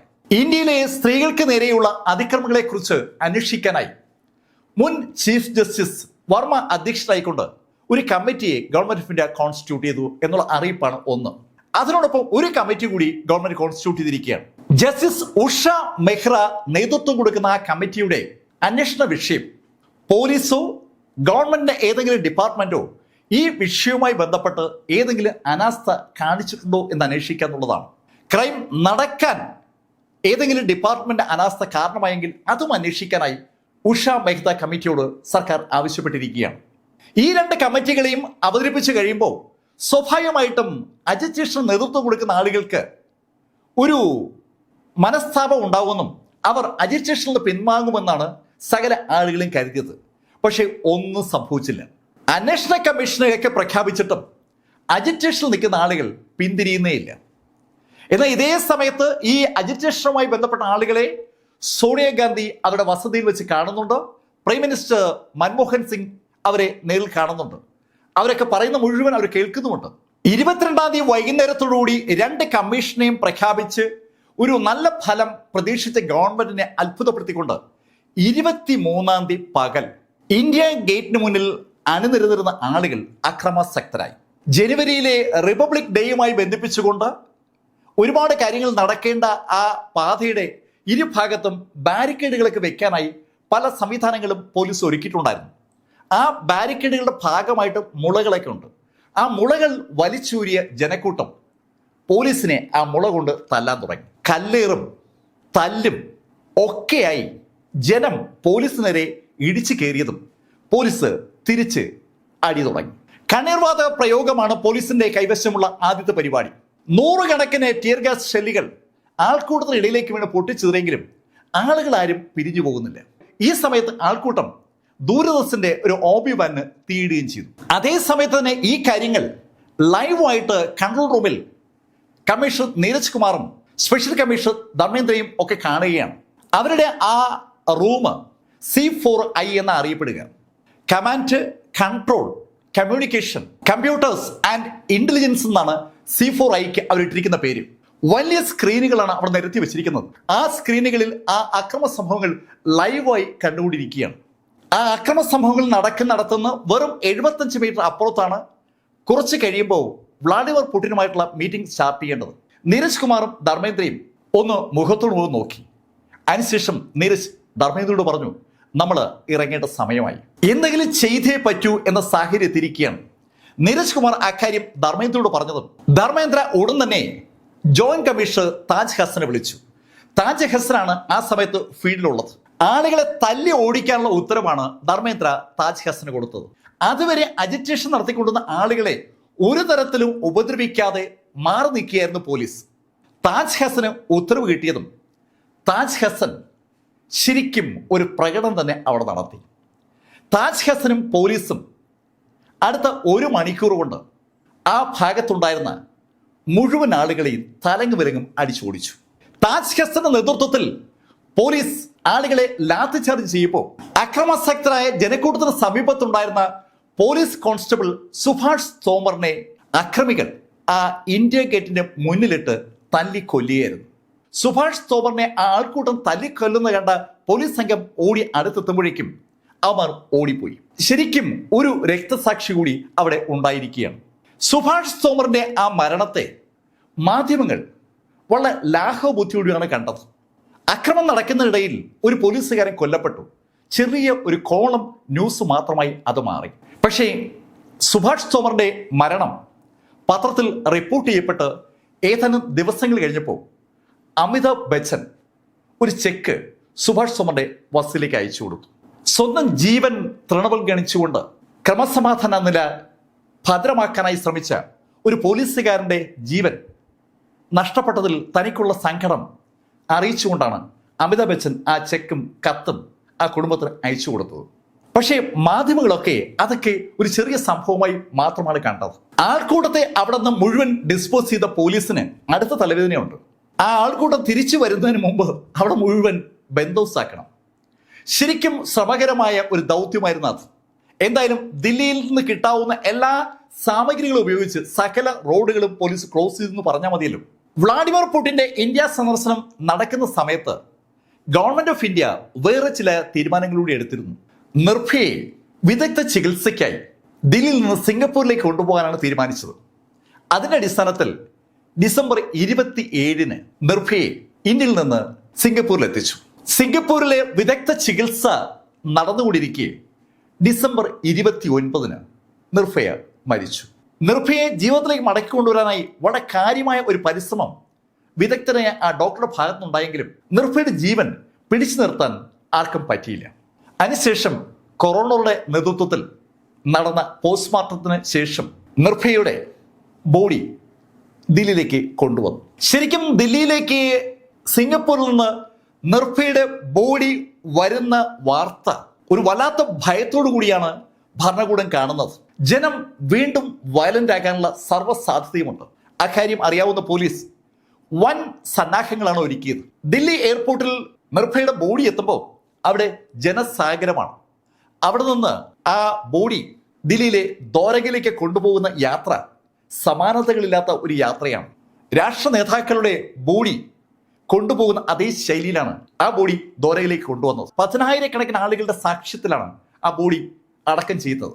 ഈ സമയമായപ്പോഴേക്കും പോലീസ് കേസ് ഏതാണ്ട് കംപ്ലീറ്റ് ചെയ്ത് കഴിഞ്ഞു. കേസ് അന്വേഷിക്കുന്നത് പോലെ തന്നെ പ്രാധാന്യമുള്ള കാര്യമാണ് കേസിന്റെ റിപ്പോർട്ട് തയ്യാറാക്കുക എന്നുള്ളത്. കേസിൽ പ്രതികളുണ്ട്. ഈ പ്രതികളെ തെളിവുകളുമായി ബന്ധിപ്പിക്കണം. ഫോറൻസിക് തെളിവുകൾ, ഡിജിറ്റൽ തെളിവുകൾ, മെഡിക്കൽ തെളിവുകൾ, അങ്ങനെ മറ്റ് തെളിവുകളൊക്കെ ഉണ്ട്. ആ തെളിവുകളാണ് പ്രതികളെ ക്രൈമുമായി ബന്ധിപ്പിക്കേണ്ടത്. കുറ്റകൃത്യവുമായി പ്രതികളെ ബന്ധിപ്പിക്കാൻ ഈ തെളിവുകൾക്ക് കഴിഞ്ഞില്ലെങ്കിൽ കോടതിയിൽ കേസ് നിലനിൽക്കത്തില്ല. അതുകൊണ്ട് തന്നെ വളരെ ശ്രദ്ധിച്ച് ഒരു വൻ ടീമാണ് ഈ കേസിന്റെ കുറ്റപത്രം തയ്യാറാക്കിയത്. 10 ദിവസം രാവെന്നോ പകലെന്നോ ഇല്ലാതെ ഒരു പോലീസ് സംഘം ആ കേസിന്റെ കുറ്റപത്രം തയ്യാറാക്കുന്നതിൽ പങ്കെടുത്തു എന്നുള്ളതാണ് രസകരമായ കാര്യം. അങ്ങനെ ആ കുറ്റപത്രം ജനുവരി 3-ന് കോടതിയിൽ സബ്മിറ്റ് ചെയ്യപ്പെട്ടു. ശരിക്കും അമ്പരപ്പിക്കുന്ന വേഗതയിലാണ് ആ കുറ്റപത്രം തയ്യാറാക്കിയത്. ക്രൈം നടന്ന് വെറും 2 ആഴ്ച കഴിഞ്ഞപ്പോൾ സമഗ്രമായ ഒരു കുറ്റപത്രം ഏതെങ്കിലും കേസിൽ എവിടെയെങ്കിലും സബ്മിറ്റ് ചെയ്തിട്ടുണ്ടോ എന്ന് ചോദിച്ചാൽ ഇല്ല എന്നാണ് സാധാരണഗതിയിൽ കിട്ടുന്ന ഉത്തരം. പക്ഷെ ഇവിടെ പോലീസിന്റെ സുദീർഘമായ സേവനവും രീതികളും വളരെ വളരെ പ്രശംസനീയ അർഹിക്കുന്ന ഒന്നാണ്. വിചാരണ ആരംഭിക്കുന്നത് ഫെബ്രുവരിയിലാണ്. ഫെബ്രുവരിയിൽ വിചാരണ ആരംഭിച്ചപ്പോൾ പ്രോസിക്യൂഷന് വേണ്ടി ഹാജരായത് സുപ്രീം കോടതി അഡ്വക്കേറ്റ് ദയാൻ കൃഷ്ണനാണ്. ദയാൻ കൃഷ്ണനെ കുറിച്ച് ഒരു വാചകം ഇവിടെ പറയേണ്ടതുണ്ട്. ലീഡിംഗ് അഡ്വക്കേറ്റ് ആണ് ദയാൻ കൃഷ്ണൻ. പക്ഷെ ദയാൻ കൃഷ്ണൻ ഈ കേസിൽ ഒരു രൂപ പോലും പ്രതിഫലം പറ്റാതെയാണ് വാദിക്കുന്നത്. അദ്ദേഹത്തിന് കൂട്ടായുള്ളത് രാജീവ് മോഹൻ എന്ന പ്രഗത്ഭനായ പബ്ലിക് പ്രോസിക്യൂട്ടറാണ്. ഒരു അടിപൊളി ടീം. ശരിക്കും സാക്ഷ്യ വിസ്താരവും വിചാരണയൊക്കെ സമാനതകളില്ലാത്ത ഒരുപാട് സാഹചര്യങ്ങൾ കോടതിയിൽ ഉണ്ടാക്കിയിരുന്നു. നിർഭയയെ അവസാനമായി പരിശോധിച്ച സിംഗപ്പൂരിലെ ഡോക്ടേഴ്സ് സാക്ഷികളായി വീഡിയോ കോൺഫറൻസിലൂടെ കോടതിയിൽ വിചാരണയിൽ പങ്കെടുത്തിരുന്നു. അതുപോലെ തന്നെ പോസ്റ്റ്മോർട്ടം നടത്തിയ കൊറോണറും. അതൊക്കെ വല്ലപ്പോഴൊരിക്കൽ മാത്രം സംഭവിക്കുന്ന കാര്യങ്ങളാണ്. ഈ കേസിൽ എല്ലാവരും താല്പര്യം കാണിച്ചിരുന്നു. പ്രതികൾക്ക് പരമാവധി ശിക്ഷ കിട്ടണമെന്ന് സകലരും ഉള്ളിൻ്റെ ഉള്ളിൽ ആഗ്രഹിച്ചിരുന്നു. സെപ്റ്റംബറിൽ ഈ കേസിന്റെ വിചാരണ പൂർത്തീകരിച്ചു. വിധി പ്രഖ്യാപിക്കപ്പെട്ടു. 18 വയസ്സ് തികയാത്തതുകൊണ്ട് ആ പയ്യന് 3 വർഷത്തെ തടവാണ് കോടതി വിധിച്ചത്. ബാക്കിയുള്ള 5 പേർക്കും കോടതി വധശിക്ഷ വിധിച്ചു. പക്ഷെ 5 പേർക്കും കോടതി വധശിക്ഷ വിധിച്ചു എന്ന് പറയുമ്പോൾ അതിനകത്ത് ഒരു അഭിപ്രായ വ്യത്യാസം വരും. വിചാരണ നടക്കുന്നതിനിടയിൽ 1-ാം പ്രതിയായ രാം സിംഗ് ജയിലറയ്ക്കുള്ളിൽ അയാളുടെ ജീവൻ സ്വയം അവസാനിപ്പിച്ചിരുന്നു, ആത്മഹത്യ ചെയ്തിരുന്നു. ബാക്കി 4 പേരുടെയും വധശിക്ഷ വിചാരണ കോടതിക്ക് മുകളിൽ അപ്പീൽ കോടതി നിലയിൽ ഹൈക്കോടതി ശരിവെക്കുകയും അതിനുശേഷം സുപ്രീം കോടതി ശരിവെക്കുകയും ചെയ്തു. സുപ്രീം കോടതി അവരുടെ വധശിക്ഷ ശരിവെച്ചതും അവർ ദയാഹർജിയുമായി ഗവൺമെന്റിനെ സമീപിച്ചു. രാഷ്ട്രപതി ദയാഹർജി തള്ളിയതും 2020 മാർച്ച് 20-ന് ആ 4 പേരുടെയും വധശിക്ഷ നടപ്പിലാക്കി.